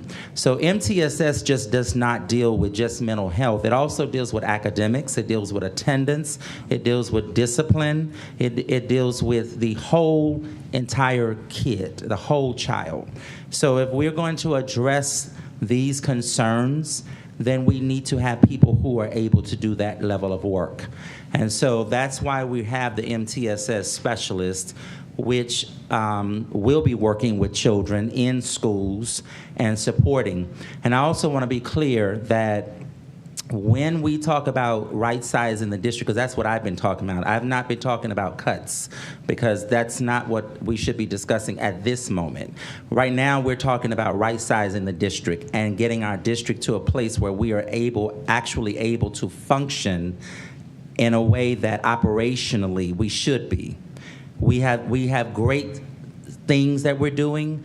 Not necessarily do we have everything in systems and in structure. So if we go back to our coherence framework, which is in the blueprint that you, Dr. Molinar, said that you enjoyed reading, if we look at this, then we'll talk about cornerstone number 1, culture of safety and belonging. Cornerstone number 2, academics. Cornerstone number 3, partnership, family and community engagement, and cornerstone number 4, which is 3, which is our operational excellence. So we want to ensure that we have a viable district, one that addresses the whole child. We talk about homelessness, all of these things, all of those components and pieces fit under the MTSS multi-tiered system of supports. So that is a model that is going to be presented to the entire community and to the district. to the board. But as we are working on the budget, as we are working on right-sizing the district, there are positions that I stated in the previous meeting that you will see some positions being eliminated, you will see some positions being repurposed and changed so that we are able to function in a way that will allow for operational excellence. But those positions are not positions that I even had to bring, but I believe in being transparent. And I think that it is something that is necessary for the board to know as we're working on this model and building this process so that it is transparent. So, and this information was sent to all board members, so I'm not exactly sure how it missed you or what you didn't read or didn't see, but the information was sent to all board members, and it was very well communicated with all board members in terms of these positions. So this isn't anything that we have done outside of what we said that we were going to do. This is all in the blueprint for excellence. And we have those meetings that continue to occur. And when we listen to our kids who sat here today, even when I sat with kids in the advisory committees, we're talking about the MTSS process. It isn't anything new. It's just the structure of what we need to do in order to build a system of cohesiveness around how do we address the unique needs of our scholars. And so those positions are going to be doing just that, working hand in hand with schools, with kids, caseloads to ensure that these kids are coming to school. We're going to be really tracking the data a little bit closer than perhaps we have done in the past, and making sure that the data is showing the improvements of our kids academically, social, emotionally, coming to school attendance-wise, also looking at discipline and behavior. Because when we talk about discipline and behavior, sometimes we're looking at the punitive measures, but we shouldn't just be looking at it from a punitive measure. That's why we have the PBIS, the Positive Behavior Intervention Strategies component to it, because we want to make sure, just as I was at Buchtel today, those students, those scholars received Buchtel bucks, whatever specifically they may call it, but they received bucks where they could actually go into the school store and purchase things. But it's based upon them being and modeling as a good citizen within that particular school. And I'm just using that as an example since I was there today when they reopened their Buchtel store. But this is something that we have across the district. And so we're right-sizing our district. We're restructuring some things. Yes, you will see some positions go, and yes, you will see some positions that will be brand new positions, brand new in terms of maybe their titles, but these are repurposed positions. So all of this was a part of the discussion that was had when this was developed. I was very clear with everybody to make sure that when we put this blueprint for excellence in motion, that this is how we're going to spend money. This is what our focus is. This is our roadmap as to where we're going. And I think that we're on a good trajectory for that, but it is going to take us being able to do the things that we need to do operationally. Madam Chair, follow-up? Thank you. One follow-up, please. Thank you. And I have many times said I appreciate having a document to refer to, and I have applauded the blueprint several times. And the term multi-tiered system of supports, I am aware it is a system, and I'm aware that systems have many parts, and you just described many of those parts. So I'm sorry I asked so many questions in a row last time. My main question is that system, are all of the parts of that system in a piece of the blueprint, or were all of the parts of that system presented to us in another meeting? And I was requesting from administration if that has occurred, if all the parts of that system, so we know what is coming towards us, to let me know. I'm not perfect. I want to rewatch that live stream. I want to relearn. When when can or how can I learn about what the pieces of that system are going to be? So we're restructuring what the district was associating with multi-tier systems of supports. And that's what, since the day I arrived, August 1st, that's what I've been having Ms. Culver and Dr. Lash working on, trying to bring all of our great pieces that we have within our system, but bringing them under a structure, which is what we call MTSS. We're using a term, but not necessarily are we actually doing it in the way that it should be done based on the model and how the model is actually rolled out and implemented is the word I'm trying to use. So that's what we're trying to do, and that's going to be coming to the board. But in the meantime, we're also in the middle of budget season. So there will be some positions that we currently have in schools, or we currently have in the district, that will be changed so that these positions will be able to replace them, so that we can do the work that we need to do. So I would have liked to have had added to that social workers, but we can't afford them. So we're going to be reaching out to some of our partners and asking, are they able to provide some of those services because we're an inner city school district. There is no reason that we shouldn't have a multi-tier system of support system already in place. But since we don't, that's what we're working on, to ensure that we have it, and then the professional development that will be added to that, to ensure that our teachers, our staff, even central office, everyone is trained and developed on it to understand it, even our families, providing those opportunities for our families to be a part of that training so they understand this. I've been in systems where we've had it. It is very successful when it is done with fidelity. We have a lot of great pieces, but they are not in a system. And so that's what we're doing, trying to bring all of that stuff into a system so that we can function in operational excellence. Thank you. Do any other board members have any questions or discussion under personnel? Seeing none, roll call, please. Dr. Thompson? Dr. Molnar? No on 7.4, yes on the balance. Mr. Alexander? Yes. Ms. Autry? Yes. Ms. Hall? Yes. Mr. Perry? Yes. Mrs. Sykes? Abstain on 14.3 and yes on the balance. So we are 5-0 on everything except 7.4, which has one no. And then we are 5-0, including 7.4, with everything except 14.3, which is an abstention. Thank you, Dr. Thompson. Next, we have our consent agenda. Dr. Robinson. Thank you, President Archery. I wish to recommend the approval of the resolutions and motions presented in Category 22. They are in proper format, and I move for their approval, please.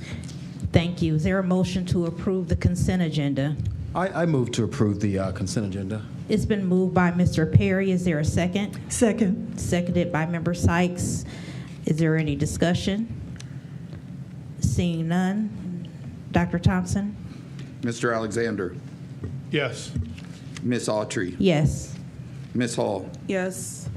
Mr. Perry? Yes. Mrs. Sykes? Yes. Dr. Molinar? Yes. Motion carries 6-0. Thank you. Next is our business affairs recommendations. Dr. Robinson. Thank you, President Archery. I'd also just like to note on the agenda that, I would like to also note that on the agenda we have received donations, and we just want to say to all of our donors and people that continuously keep providing donations to our school district that we are graciously appreciative, and we are thankful to them because they don't have to.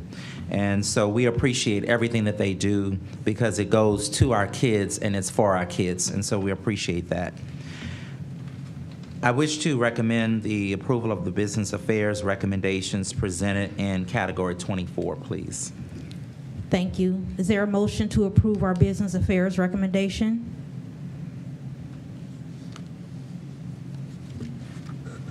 So moved. It has been moved by Mr. Alexander. Is there a second? Second. It's been seconded by Mr. Perry. Is there any discussion? Seeing none, roll call, please. Dr. Thompson? Ms. Autry? Yes. Ms. Hall? Yes. Mr. Perry? Yes. Mrs. Sykes? Yes. Dr. Molinar? Abstain 2415, yes on the balance. 24.15? Yes. Thank you. Mr. Alexander? Yes. 6-0 on everything except 24.5, which is a 5-0 with an abstention. Thank you. Next is President's report, and I will be brief. I just wanted to bring your attention to an article that I shared with each one of my colleagues here in the most recent OSBA magazine. It's called Reflections of a Recovering School Board Member. And this was written actually by Christine Robbins, who actually provided some of our professional development this year. Thought it was very interesting, and I'm encouraging my colleagues to read it. And it just discusses our role as board members. Sometimes it can be challenging because, you know, you come on thinking one thing and there's so much more to it. Than what you actually realize until you actually get here in the seat. And so just high-functioning boards are groups of systems thinkers who approach their work with a governance mindset. So that's just one of the comments, but please, if you can, just take a moment to refresh yourself with that. Also, I just wanted to encourage my colleagues that our next Finance Committee meeting is going to be containing a lot of great information, as well as our financial recovery plan. So I know that's a topic, Dr. Molnar, you were just alluding to. So if you can come to that meeting, I think we'll also be getting our 5-year forecast as well. So those are that's some very important information for our board members to be aware of. So please, if you can, come to that. And then Dr. Robinson already mentioned the donations, and I just also wanted to piggyback on that. The schools that were actually able to benefit from these donations: Elliott, Garfield, Project Rise, Firestone, Robinson, S6 Early Learning Program, Findlay, Case, Harris-Jackson, Windermere, and Resnick. So thanks again to all of those donors for continuing to support us. And that concludes my report. Next is our treasurer's report. Dr. Thompson.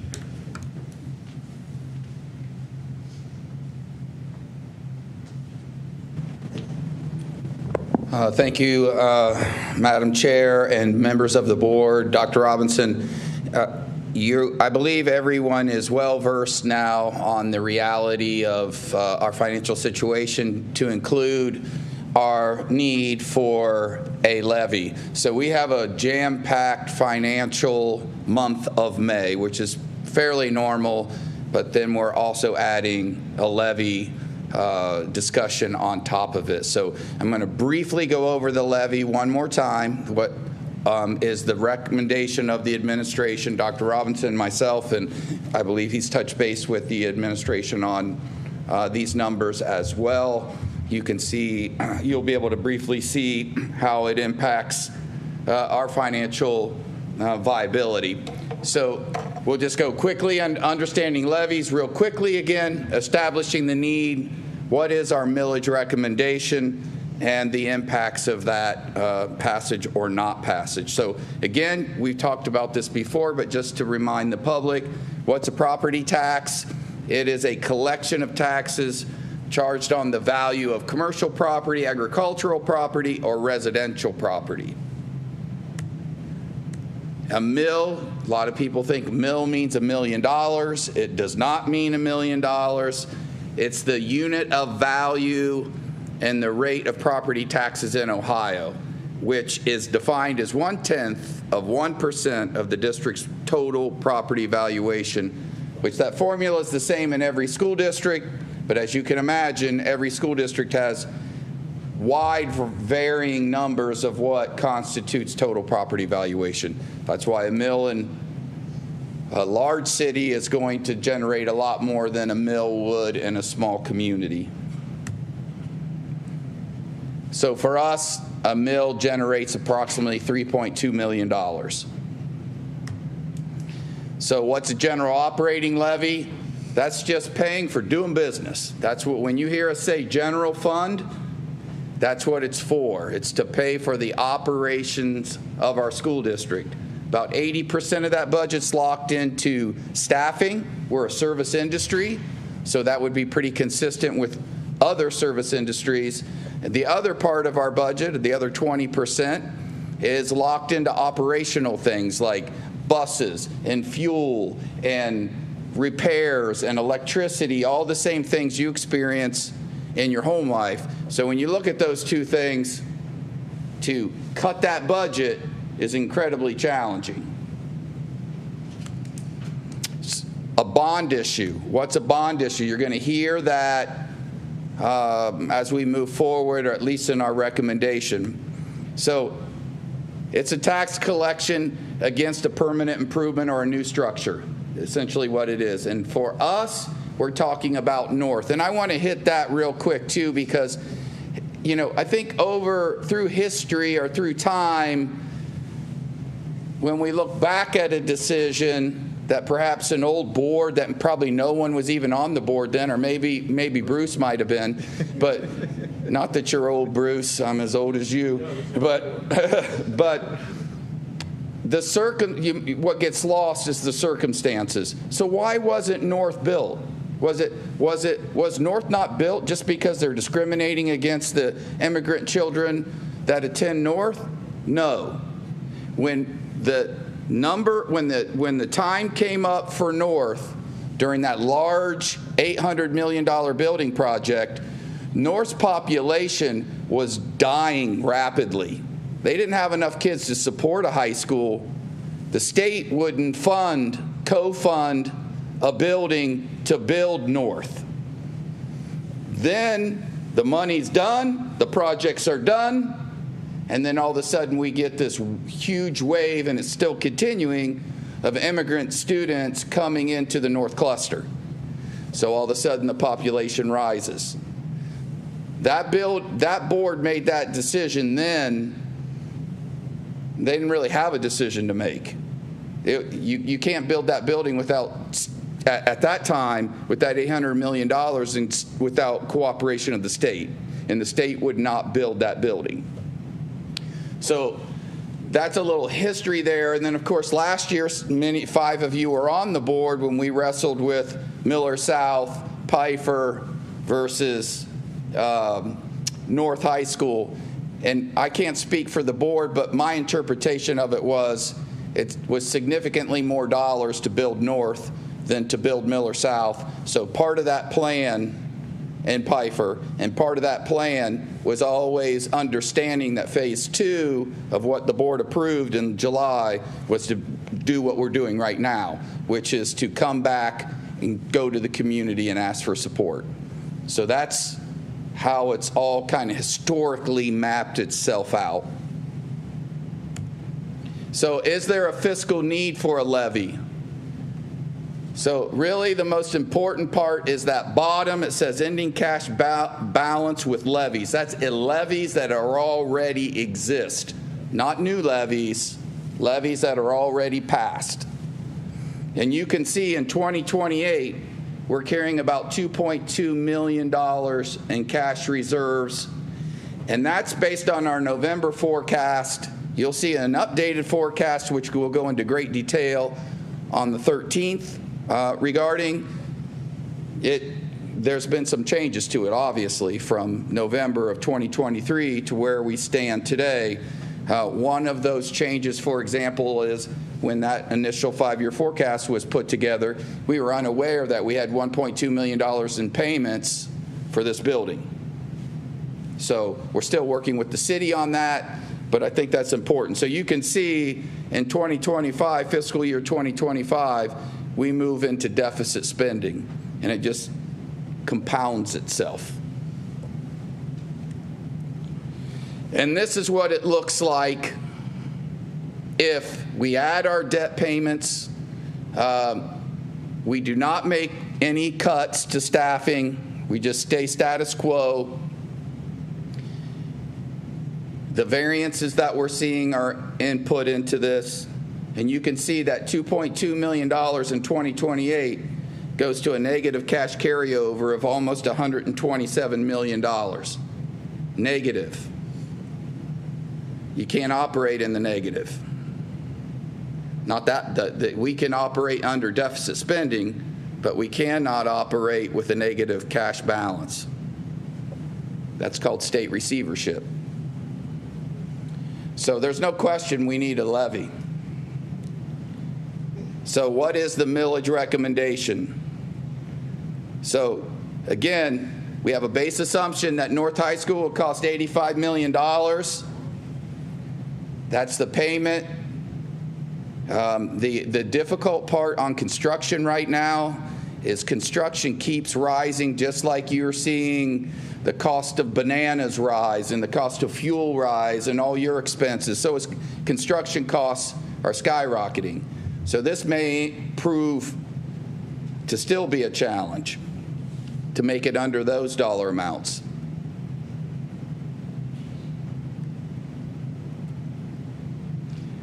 The bond to generate those funds is $1.3 million, or excuse me, 1.3 mils. So it is a combination levy, talking about what Mrs. Sykes just mentioned 10 minutes ago. It's one vote, a combination levy with a bond issue. What we're recommending is a bond issue and a general operating levy. One vote. It's either up or it's down. You can't choose one or the other. One vote. So what will that generate? 7.6 mils will go into general operating to run our schools. It's about $25.5 million a year in additional resources. That's $100,000 home value is approximately $266 in a tax increase over the course of the year. The 1.3 mils to build North High School is an additional $45.50 to generate roughly a little over $30 million. And nobody looks at those numbers from the administration side, or I assume the board side, and says, boy, we just love that idea.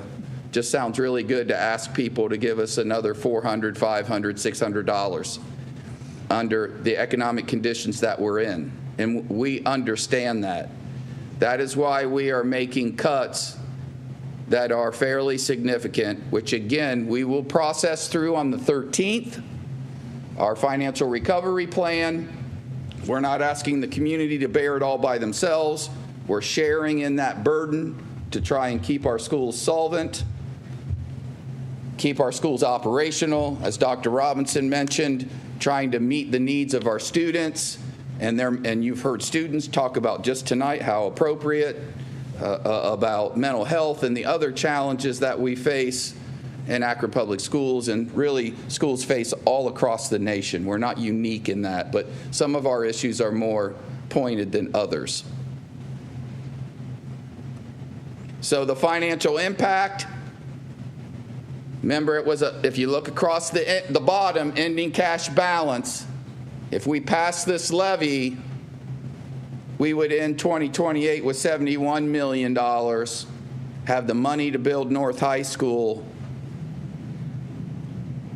and this includes making the cuts that we need to make as a school district, which again we'll discuss on the 13th. On the 20th, busy board meeting. So if you have questions or concerns, I would really advise you to get on the phone and call myself. Dr. Robinson will meet with you. We'll walk you through it to make sure that you're comfortable. But on the 20th, we're going to be asking you to approve a millage amount, to pass a first resolution of need, which I'm trying to illustrate to you here so you feel comfortable doing that, and then to also approve the 5-year forecast. 5-year forecast has to be approved in May.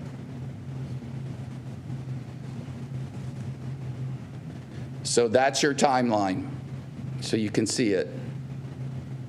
So I'm hoping that we can stay with this. So again, to recap, the administration's recommendation for millage is 7.6 mils for general operating, 1.3 mils for a bond issue, for 8.9 mils on a continuing operating levy of a combination levy of general operating and a bond issue.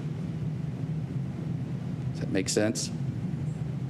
I know it's a lot. I understand that it's a lot, but we have to get out there and start talking to the community so that they understand why. What's the why? What's the why? So that's important. Any questions for me? Questions? Mr. Alexander? It's kind of a question and a comment. So with the passing of a levy, well, let me back up. We're going to have to make cuts. We have to make cuts and pass a levy. Exactly. We're going to have to make cuts. But passing a levy will help us buy a little time, if I'm asking correctly, to look at cuts. So you can maybe cut them in phases, maybe so many next year, maybe so many the following year, or maybe the next year. It buys you a little time. And you can look at that and hope that sometimes you make up some of that money through attrition. And if you make up some of that money through attrition, that helps. But it still doesn't mean that we're going to really be functioning in the black, even at that point in time. Is that correct, Dr. Robinson? So, yes. So this year we will make the necessary cuts that are going to be done this year. It is very hopeful. I'm hopeful that our community will support us. It's a lot in just about 9 or 10 months to consume all of this at one time. But this is the reality. And this is not abnormal in terms of what we're going through. School districts across the United States, across Ohio, within the United States, are going through the very same things that we're going through. This is the opportunity, as I stated earlier to Dr. Molinar, this is an opportunity for us to right-size the district, restructure the district. We also make the necessary adjustments that we have to make. We come back. I'm hopeful that the community will support us. In January, we would be able to receive the first funds from the levy, which would help us to be able to really assess our situation and look at what the next steps would be. But if we don't pass a levy, it is unfortunate that this time next year we'll be discussing much deeper and cuts that will have to be made. And we have too much that is phenomenal within our district that we don't want to be taking away from our kids, whether it's programs or activities or whatever. So I'm being very deliberate as we're looking at these cuts and what we need to do first. And let's see where we are come December of this year. I'm hopeful that a levy will have passed in November. That will really help us tremendously. A lot of our community thinks that the property tax increase, we don't get that money. That does not come to us. It's unfortunate, but that's just the way that the schools are funded, and the funding system is designated by the state. So we don't receive that money. So we need this levy. And we want our community to understand the why. And so that's what we're going to talk about at the Finance Committee meeting. The team has been working on that, and we will be bringing that discussion at that time. And I'm telling you that as a superintendent sitting in these discussions, that it was gut-wrenching for me, where we're going to have to cut and how but I want to also be very strategic and very methodical in how we do this, because I want to make sure that our kids don't lose services and supports. But we need to be very clear. I want to just be very clear about this. The cuts have to be made. It is unfortunate that they have to happen now. We have to make them this year, and we may have to come back next year if we don't have a levy. And even if we have a levy, there still may have to be some cuts that may still have to be made in order for us at the end of the 5-year forecast not to be in the not to be in the red. Because even with the levy, because we haven't passed one in 12 years, we're still going to have some issues. Even when we pass this levy, and I'm hopeful that we will be able to do that, we will have to come back in 5 or 6 years again on a continuous basis and do another levy. There's no way of us getting around not being able to do it. We cannot go 12 years again with no levy. So to answer your question and to your point, it might buy us a year, but we're going to be very strategic, very methodical about what we do come December. So that's why we're going to be studying things between August, well now and certainly, but August and December. Hopefully our community will believe in us and trust us to do a levy. And then that'll put us in a much better position come January, and then we could look at some things. It might could slow us down for a year, maybe. I don't know. I don't want to give any false hopes to that, because we may have to come and do additional cuts at this time next year, even if we have a levy. But not having one, we can guarantee that those cuts next year are going to be much more severe and much more deeper.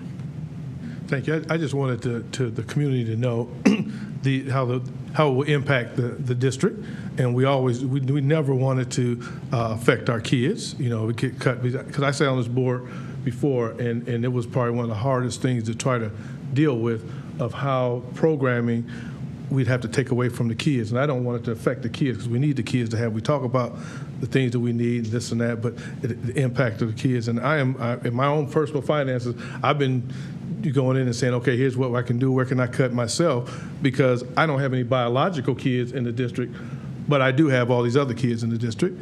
And so the others who came before me, I want to make sure that they've done it for us, and I got to do my part as well. Thank you. Thank you. Ms. Hall. Thank you, Madam President. Thank you, Dr. Thompson, for this. It looks like you went back and kind of spruced it up a little bit, so make it a little bit more clear to understand, so thank you. 2 quick questions. One question, I think it was like the third one back, you had said for homeowners it'd be $266 for the operation part, and then $45.50 for the cost to build north, right? So homeowners are looking at about $311.50. If you own a home valued at $100,000. Okay. So if you owned a home at $200,000, times that times 2. Right. $623. Right. Okay. Understand. Thank you. I just needed that for clarity. You're welcome. Secondly, you were talking about this when all the money came to rebuild the schools, and you were talking about North was like declining, and so the state would not co-fund it. Maybe this has been done, maybe it hasn't, not sure. But have we went back to the state to say, hey, state, you didn't co-fund North at that time because of declining numbers, but now we're like through the roof, like North is 100% capacity. Have we gone back to the state to say, we see you did not fund us then, but due to the population growing in North Hill, and our schools are full, and they're busting out the seams, is there any way that you can provide some funding to build North? Well, it certainly never hurts to ask. How it typically runs is your number comes up, and then you go back into the bend after that, and they go through the process again. The OFCC's changed names, I think, twice maybe, but the program's based off of the tobacco settlement money, late 90s, maybe, somewhere in that time frame. So it's a program, but we certainly will reach out and see if there's any program at all that might help. So I think it's good advice. Because you don't get if you don't ask, right? Yeah, hey, and you never know. You never know. The state It's definitely may say, worth asking. we weren't able to help you then, but maybe we can help you now. We can and try. that could help offset the cost to It'd be our great. Community. Yeah, it would be wonderful if we could do that. I want to just bring something to light here in terms of your question. And certainly we are going to contact the state tomorrow, but I just want to be very clear about when states fund schools. Unfortunately, our enrollment would not probably allow for us I'm afraid of that. to get state funding because it's not based on a school, it's based on your district, right? And so the state will only fund for so many schools because they will tell you, okay, this is the enrollment you have, and we will help you with this. But if you want to build this, or if you want to build it a certain way that doesn't fit into the mode that the state aligns for us to receive money, then you have to do what we are doing right now, and you have to build it on your own. And so, but yes, my grandmother said the same thing, nothing beats a failure but a try. And so I believe in asking, which I've inquired, but there's nothing wrong with inquiring again. And just tell me no or tell me yes, right? But I just wanted to clarify that it's really not based on a school, because what the state would look at our population and say, you have X number of high schools, how many students are populating each one of your schools? And here is where you could do X, Y, Z. And so, you don't need another high school here, or you don't need another high school there, right? Because when we look at your numbers, it's collective. So it's not just based upon a particular school. But I just wanted to make sure that I clarified that. Because they're not going to look at just us billing North. They're going to look at our trajectory of our entire school system and how many students are populating our schools, and do we meet the minimum threshold that the state has set. I think it's 60%. Is it 60%? Well, anything under 60%, we're underutilized. You could be taken over by a charter school, and Dr. Robinson's on point when he says that the numbers are calculated across the district, and as you know, we've had declining student enrollment, which means declining funding, and that continues to be a challenge. I would tell you that I'm pretty confident that the state's not going to co-fund any more construction in our district, but as Dr. Robinson said, I think we might as well ask. We know, because we live in Akron, we know the unique needs of our families and our communities. And we know that the kids that go to North, we know they need another school, right? And so that's the way that we're going about this at this particular time, given decisions that were made. This is probably the best way that we are able to get the support that we need. But certainly, I have no problems contacting the state tomorrow. Just, again, for clarification purposes. And who knows? Right. We may come back and say, we were able to get some money, Yeah. right? You just don't know, right? You don't know. That's why I said, asking is not a problem. Right. But I just wanted to be clear in terms of how they actually look at that when you're building schools. Okay. Thank you for that. Okay. Yeah, I just wanted to just see because you never know what other questions may be asked. And if we're not crossing every T, dotting every I, you might know how the system works, but you don't know until you ask. So that was just a question just to see if we did that or not. Fair. So thank you. Fair.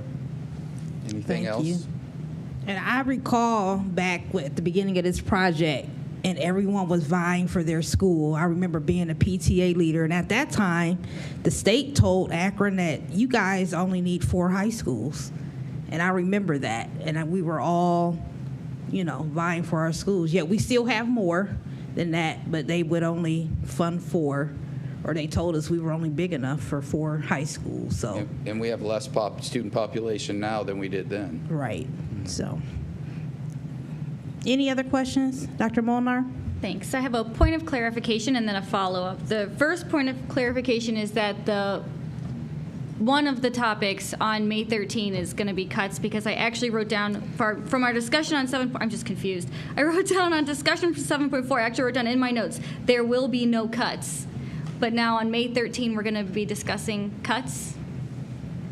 I'm not sure where you got there would be no cuts. I think we've been pounding that drum for quite a while. The 5-year forecast has been predicated on $15 million in cuts since last November. So it's at least $15 million in cuts, if not more. Yeah. And that's when we will go over that in great detail on the 13th.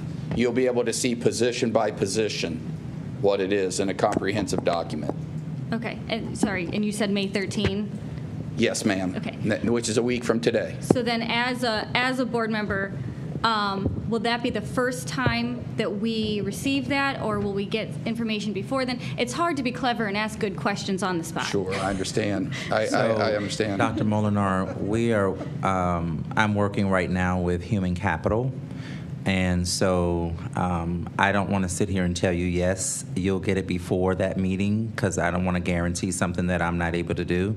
The reason why it's taking me longer than I had anticipated is because we're flipping every rock. I'm leaving no stone unturned, because I want to make sure that we do this right, because we're talking about people's lives and the integrity of people's lives and their jobs, their livelihoods. And I want to make sure that we're very clear in what we're doing, and we can explain that on the 13th, but this is a process that we just can't do overnight. So I don't want to sit here and say you're going to get something before. Our goal is to try and make sure you can get it ahead of time, and there is not necessarily a document that you're receiving. I just want to be clear on that, right?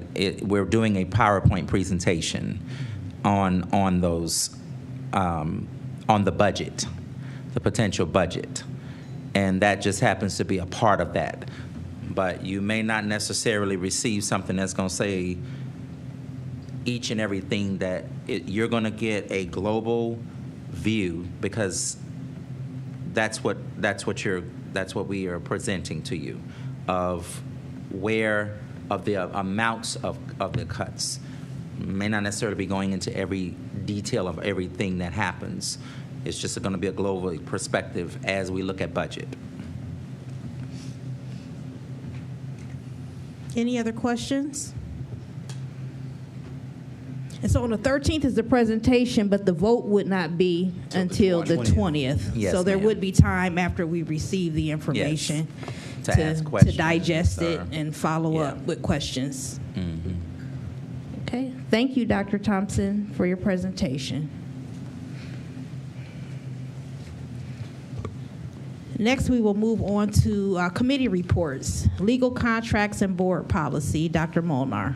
Thank you, Madam President. The legal committee is working hard to be very productive and also transparent. So we had a goal of having our agendas posted 7 days prior to our meeting.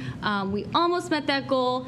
We do have a draft of the agenda that is ready. The good news is the agenda will be exactly what we said the agenda would be during our committee meeting. So we did meet on the 15th, and I saw there were 140 views on our live stream, so I'm feeling very positive about that. But we do have a policy status review section in every single meeting where we discuss what the agenda will be for the next meeting, and so the agenda is ready. It should be posted, I'm guessing, tomorrow, and it will match exactly what we decided in our last meeting. As far as action tonight, we do have a third read and recommended action to approve Policy 1691, public participation at board meetings. And unless my co-chair has any other comments, I believe that is the update from Legal Policy Committee.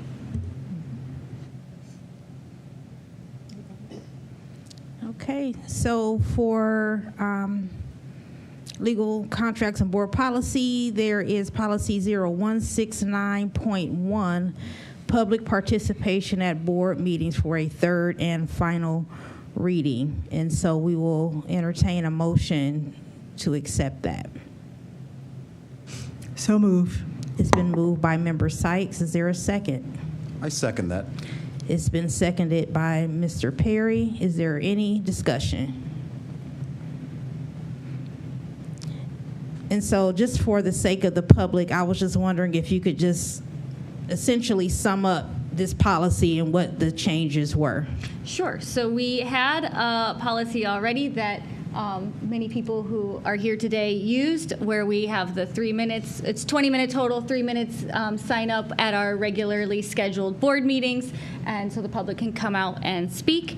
And there was some confusion if a committee meeting was a regularly scheduled board meeting. So equity requires specificity. What was changed in this policy now, if you look at page 1, instead of just saying at all regular meetings, it specifically says at all regular, special, and committee meetings of the board. That is the only change. 4 words. Thank you. Is there any other questions? Seeing none, roll call, please, Dr. Thompson. Ms. Hall? Yes. Mr. Perry? Yes. Mrs. Sykes? Yes. Dr. Molnar? Yes. Mr. Alexander? Yes. Ms. Autry? Yes. Motion carries 6-0. Thank you. Finance and Capital Management Committee. There is no report. We heard a lot tonight about our meeting next Monday, but I want to make sure everyone knows the time is going to be different. We're going to meet at 4 o'clock on Monday, 4 o'clock rather than 4:30. So be there in person, be on live stream this coming Monday, May 13th at 4 o'clock. Thank you. Next is Instructional Policy and Student Achievement. Ms. Hall. Thank you, Madam President. On Monday, April 29th, we had an instruction policy meeting. Our Instructional Policy and Student Achievement Committee met on Monday, April 29th, 2024. We were given a presentation for Science and Health, K through 12 textbooks, adoption by Christina Halassa. Just some points that we talked about regarding Science and Health textbooks. Ms. Halassa presented the Science and Health textbooks adoption to our committee. The Science Department felt it was important to present all the vendors to vetting the committee and allowing them to go through the process of vetting each vendor. One thing that I really do appreciate was their vetting process was three parts. It was the initial vetting with teachers. It was a student voice, which is important because our kids are the ones that are learning. And then the final top 3. Let's see. She stated that the textbooks for health and science had not been updated since 1999. and that concerns me. But Ms. Salasa made it clear that even though we didn't have the updated textbooks, she pulled the information, made sure they had booklets and research data and things like that, so our students stayed up to par. Outside these doors, on each side, you will all see new textbooks. So take a look at the textbooks as you walk out, and those are some of the textbooks that have made the final cut to be used in our science and health departments for our students. Also, there's a pilot program for the pulmonary science at Bukto. And our students will be going through CPR programs also. So just wanted to let you know that. And I'm sorry, one more thing. Our high school level, they'll be doing virtual and physical labs as well in the science department. So hands-on is something that a lot of kids learn from versus just reading and listening. Hands-on is very important. Thank you. Thank you. Did you say there's a pilot polymer science program? That's what she said. We'll be starting up at Bukto High School. Wow, I think that's amazing. Here in Akron, that's great to hear. Yeah. Any other questions or comments for instructional policy? Thank you, Member Hall. Next is Equity Committee. Mr. Alexander. Thank you, Madam President. We met on April the 29th, and we had a good discussion. There was a lot of questions and a lot of dialogue in reference to what we were speaking about.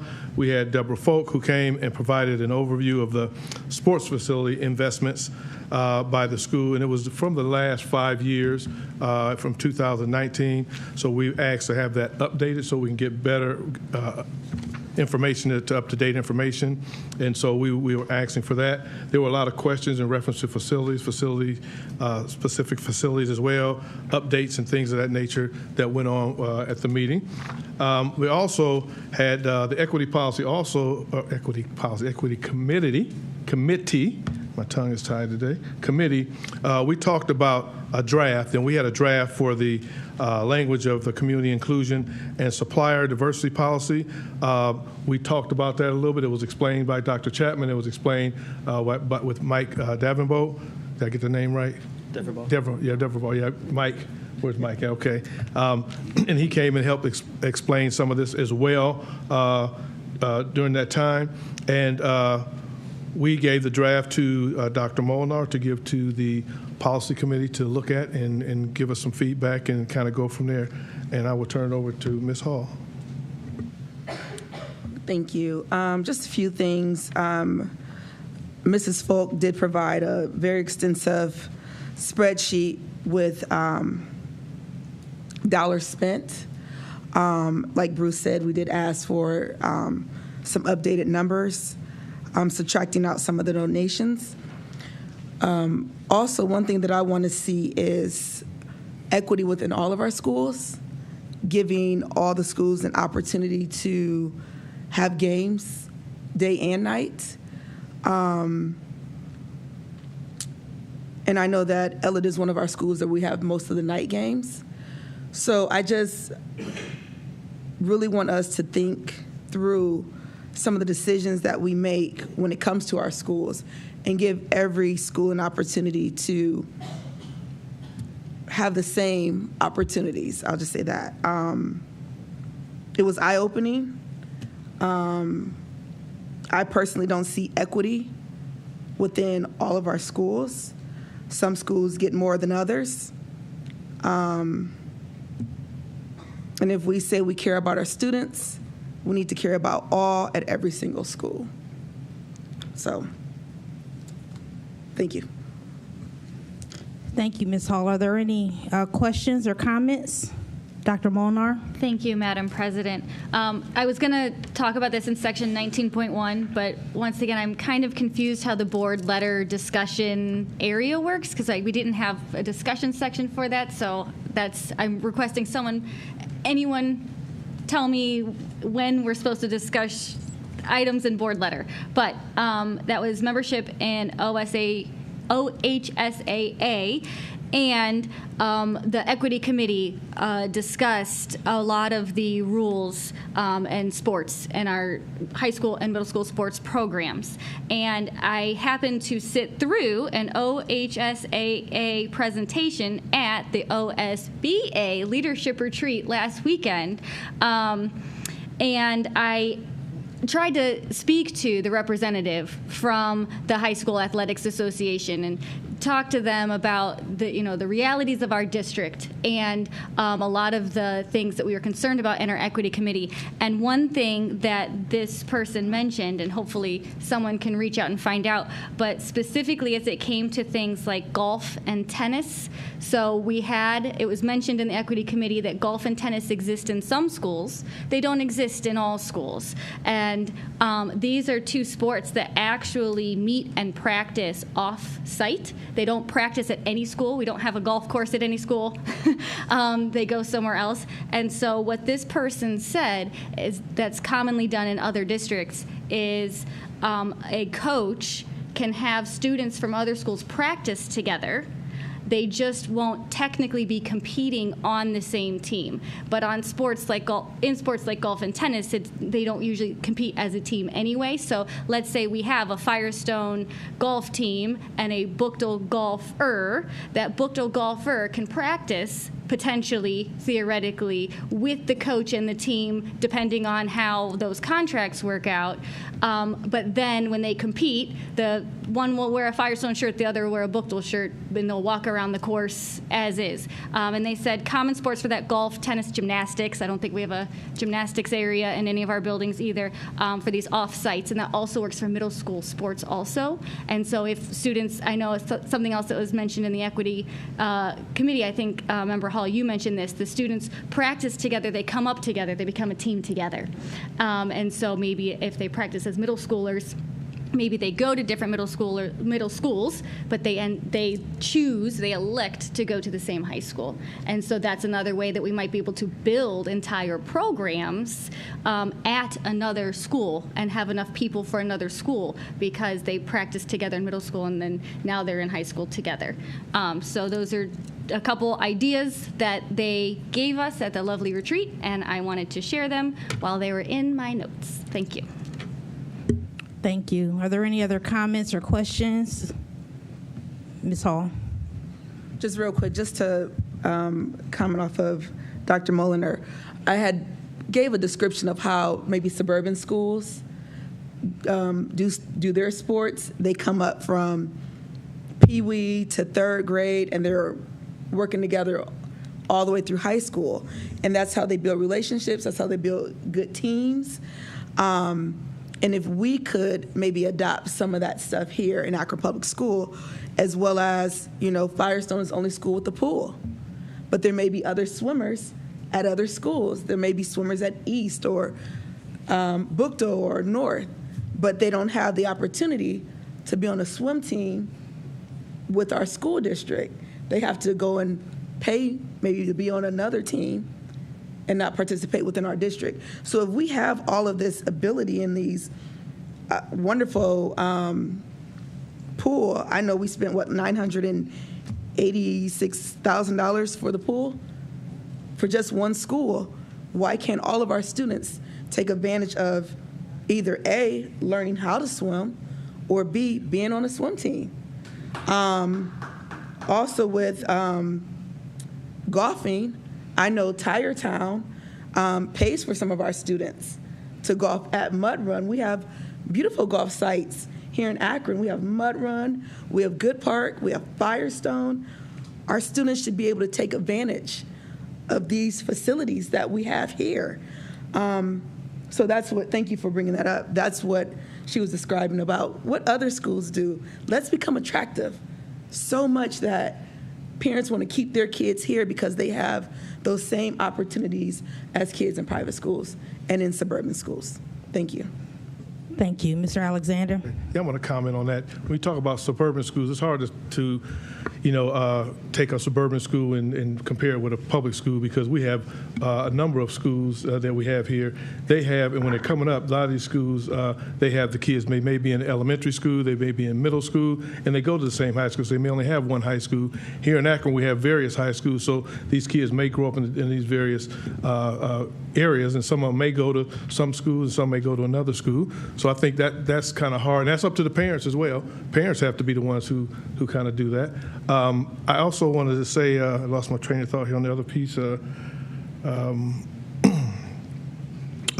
I know Buchtel, in the past, Buchtel had golf teams, and Mr. Garnett was the golf coach there.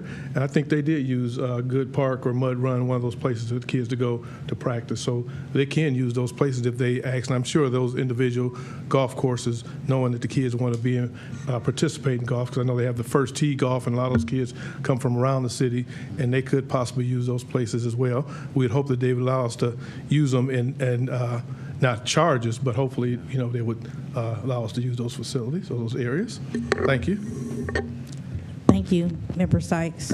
Thank you, Madam Chair. So I didn't quite hear, I think what Member Hall was saying was that if there is an activity in any school in Akron Public School, and we have a child in another school that want to participate, then that child should be able, we should do everything that we can to allow them to participate. I know she said suburbs, but she's basically, if at Firestone, and I thought that was an excellent example, if we have children that want to swim and we have a pool at Firestone, then our children, regardless of where they're going, should be able to use the pool at Firestone. I agree with that. I think that's what she was saying. I agree then.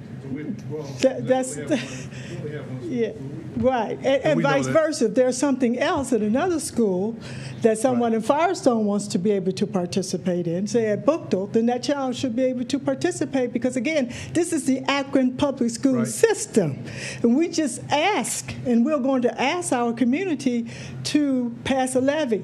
And that levy is for the Akron school system, not for one school or another school, but for the system. And the moment that we start to see ourselves as a family, as one school, where every child can participate, that's the story we have to tell, because there are fabulous programs throughout this system that all children should feel that they can participate and be a part of if they are an Akron public school student. Right, and I agree with you, because I'm going to be honest, I'm an ex-athlete, and I'm going to tell you, as being an ex-athlete, we had, some schools had certain sports and others, but we all worked together. We all, to this day, became friends. That's how you create friends and bonds and relationships. So I agree. I'm not saying that, they shouldn't have an opportunity. I think all kids should have an opportunity, no matter what school, but there's various ways that we can kind of do that. And I was just why I use the example of Buchtel, when they didn't have a place to go, when Mr. Garnett was there, that he did take them to one of those facilities, and they did golf. And I think they may only had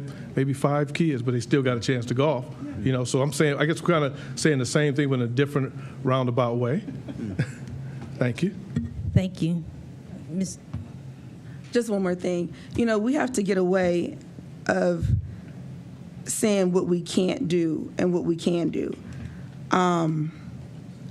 Yes, I compared it to, and no disrespect, yes, I compared it to suburban schools, but we have to get into the mind frame of what schools are thriving, and we need to set our minds to looking at thriving schools instead of continue to base ourselves off of, we're doing better than this school that's way, way below. Let's get on the same level, or let's get above, That's all I'm saying. Like St. V, they do tennis at Edgewood, So it's not only APS that can benefit from things like that, but these private schools are doing the same thing I'm talking about. So why not let us do that? Give us the same opportunity as everyone else. We're losing schools, we're losing students day by day every year. How do we bring them back with the same opportunities, if not better, than the other ones? That's all. And again, I agree, and I'm not saying that we're letting any of our kids go, or some schools should be better than other schools. I'm saying all kids, but I'm saying there are different ways and routes. And I just use the example of the suburban because they only have, a lot of them have a elementary, a middle, and a high school. So those kids are obviously going to go to school there unless they open enroll somewhere else in some other school district. Right, or private school. So that's why I said that. That wasn't it to slight our kids anyway, because I'm one who will always be here for the kids no matter what. You know, and I could care kind of somewhat less if people don't think that, but it is, and I've been doing it all these years, even before I got on the school board, and I will continue to do that to make sure our kids get what they need. If it's under my watch, and I can do that, okay. So I think we all are saying that it's about all kids and make sure all kids get it.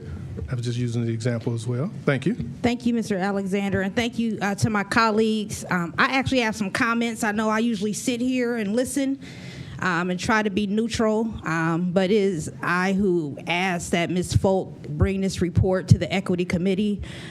This is one of the biggest issues that I heard about before I even came to this board, and so I did have a few questions, but this is an equity issue.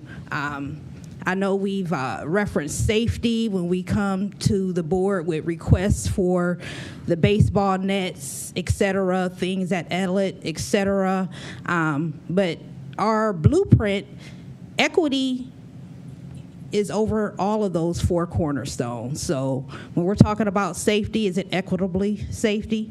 When we're talking about equity, has there been equity in our relationships in the process to even get different things done at our facilities? Is there equity in the cooperation that people get when they ask for things at their school? Is there equity, has there been equity in representation on this board to even say what the needs are? Has there been equity when this district has been in a position to match schools with general funds? And I just have not seen that. And so as I look at this document, LFI funds, I believe that stands for locally funded initiatives, if I'm not mistaken. It does. I believe those are the funds that are put in a pot if we are under budget on the different projects. No, an LFI is a fund. For example, if you wanted to build a pool, you're doing an OFCC project. The OFCC manual would not include a swimming pool. It would only include a gym of X size. It doesn't include theaters, for example. So if you want those projects, you have to do a locally funded initiative.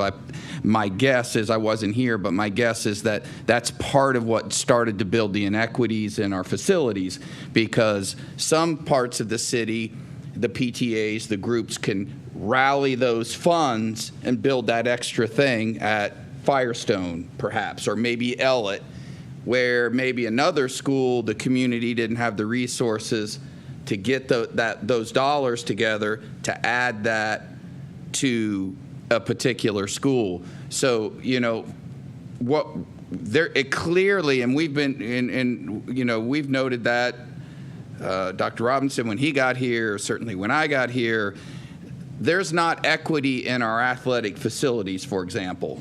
One high school will have everything, and another high school doesn't.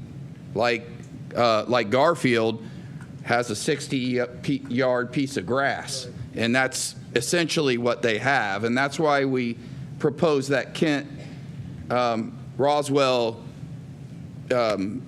proposal for an athletic facility that could be used centrally by all students across the district. But that being secondary, since there's only one pool and it's at Firestone. By the way, if I'm a Bookdale High School student and Bookdale doesn't have a swim team, I can swim on the Firestone High School swim team. You can do that right now. That's been going on. You got to get there, and that's a whole nother thing. Well, I understand. You also have to have the cooperation and the welcoming that I was talking about earlier. And I would really like to get back to my point, Dr. Thompson, because what I wanted to point out is that the locally funded initiative money, according to this document, It was only used at Elliott and Firestone. That's because those are the communities that raise the money for Well, those it specific states projects. that it's to fund and to replace what was lost during construction. And so Bookdale was built on its practice field, and those students practiced in the front yard at Bookdale for years because we didn't have a choice, and that practice field was not replaced. So that's an example of inequity and where those LFI funds should have been used. We can't keep throwing this word equity around as if it's some buzzword. I mean, it's action, and it has to be real. And so that's just, one example. Since I've been on this board, I keep seeing items brought to this board to invest and upgrade, but we act as if we're surprised that the concession booth at Bookdale, built in the 1950s, doesn't have running water. We haven't been able to figure that out in all this time, but we find a way to bring forth other projects to upgrade. And so, again, these other schools should have the opportunity to raise money. In a related topic, schools can't even have their own concessions to raise money for things when they play at Elliott. That is not equitable. And that's been going on for so long, and we keep talking about it and talking about it. So now that I'm here, the time is to do something about it. And so I'm just proposing that any proposals brought forth from this point on have an equitable approach to them where we are touching each of our clusters. Because I know we can put a nice little report together and justify everything that we've been doing all of this time, but the community sees, I see. And so we can keep making it sound nice and it's supported by this data, but we know what we see. There's a condemned concession booth at Bookdale High School with no running water. And it's been that way since the 1950s. So what is our excuse as a district? There is none. The time is now to do something different, to get something different. So I would like to see a proposal brought to this board that is equitable in nature. I know in 2019, that plan that was presented to us, there wasn't an even playing field even then. And so now here we come with requests for, $250,000 to upgrade schools that already have different things in place. And so those are the comments I wanted to share. But there's a whole lot of information in these documents. I know Dr. Chapman mentioned a lot of things from an equity lens as well in that meeting, because I went back and I watched it. So there's a lot of things that we need to address as a board. We can't say we're equitable and we're about equity like it's a buzzword. We have to do the work, and this is the work of it. And it might not be pleasant, and some people might feel like, oh, you're taking from us. No, we're not. But we have to be honest in what we're doing and what people see. And so I just wanted to share that information, and hopefully we'll see something that looks like something fair once and for all. Madam President, we did ask for updates on all those numbers and so forth because they were from 2019, I believe it was. So we did ask for some updates, and we've asked to report to show some breakout in dollars so we can see where the dollars are spent as well. Thank you. And I know I mentioned Bookdale a lot, but I want to mention the other schools as well. We have coaches who work hard putting these kids in Division I schools practicing on dirt. And so that's just, I don't think that's fair. And we can't keep moving on as a district like that and expect people to support us. So that's all I'd like to say. So next, if there's no other questions for Equity Committee, is unfinished business, college and career academies, elementary school master plan addendum. Is that Ms. Ebright?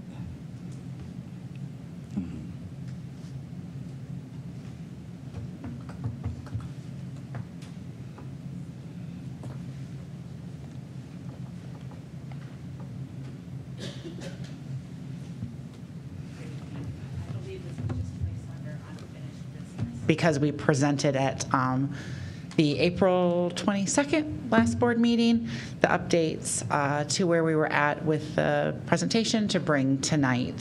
So at that time, you received a physical copy and a digital copy back in the January presentation to instructional policy. So I believe this was just moved to unfinished business to vote to add the addendum to the continuation of the master planning for college and career academies. Thank you, Ms. Seabright. So is there a motion to? So moved, Madam President. It's been moved by Ms. Sykes. Is there a second? Second. Second by Mr. Alexander. Is there any further discussion? Dr. Molnar. Thank you. Yes. When this was presented on April 22nd, I had questions. And I know Ms. Ebert just said that this was presented at an instructional policy meeting in January. But this is, I will say, this agenda was the first time, I will admit, the first time I have seen this document. I support the notion of the elementary, college, and career academies. I've said that many times. I will say I don't feel like I have been given enough information to approve this today. In the April 22nd meeting, after the last slide, it said next steps. And so in our last meeting, I asked about the timeline because the timeline on slides 6 and 7 ended in January. And so I went back and I rewatched the live stream and I specifically asked, as a board member, what do I need to know and when do I need to know it? I asked, are we going to make a decision and vote on anything? Is there an anticipated timeline for when something will come to us at the table that we will need to have a vote on? And the response was that there may be, but I don't anticipate anything anytime soon, is what was said. Shortly after, Member Sykes asked for this to go to committee because there was no action in the last meeting. And our meeting minutes that we all approved today even reflect that they said that there may be something down the road. There was an instructional policy committee meeting this Monday. I did miss that meeting. It was not on my calendar. I am formally requesting to please add all instructional policy committee meetings to my calendar so I know when they're there. However, I did try to watch the recording of the April 29th meeting. The meeting agenda only had for the CCA updates was the student highlights. And the report out just now from our instructional policy committee meeting didn't mention anything about college and career academies. I see on here that there's a $20,000 marketing price tag attached on page 44. We just heard that in exactly 1 week, we're going to hear about a slew of cuts that might turn into multi-year cuts. I don't know anything about this $20,000 marketing. Also, I'm going to continue my questionings about MTSS, PBIS. Is this for a targeted population of students? We just talked about equity. Right? Do we have targeted populations of students for this? Because I still haven't gotten the details we asked for about the elementary PK program from that special meeting, the emergency special meeting. We were told April 1st we'd have answers. It's now after May 1st. The deadline for those teachers to transfer is long past, but I still have not received like what the school day for those students might entail and just details. I would like details, and for those reasons, I feel like I cannot make a decision today. Thank you. Are there any other questions or discussions around this motion that's on the floor? Seeing Call none. the question. Yes. Call the question. Roll call, please. Dr. Thompson? Mr. Perry? Yes. Mrs. Sykes? Yes. Dr. Molnar? Abstain.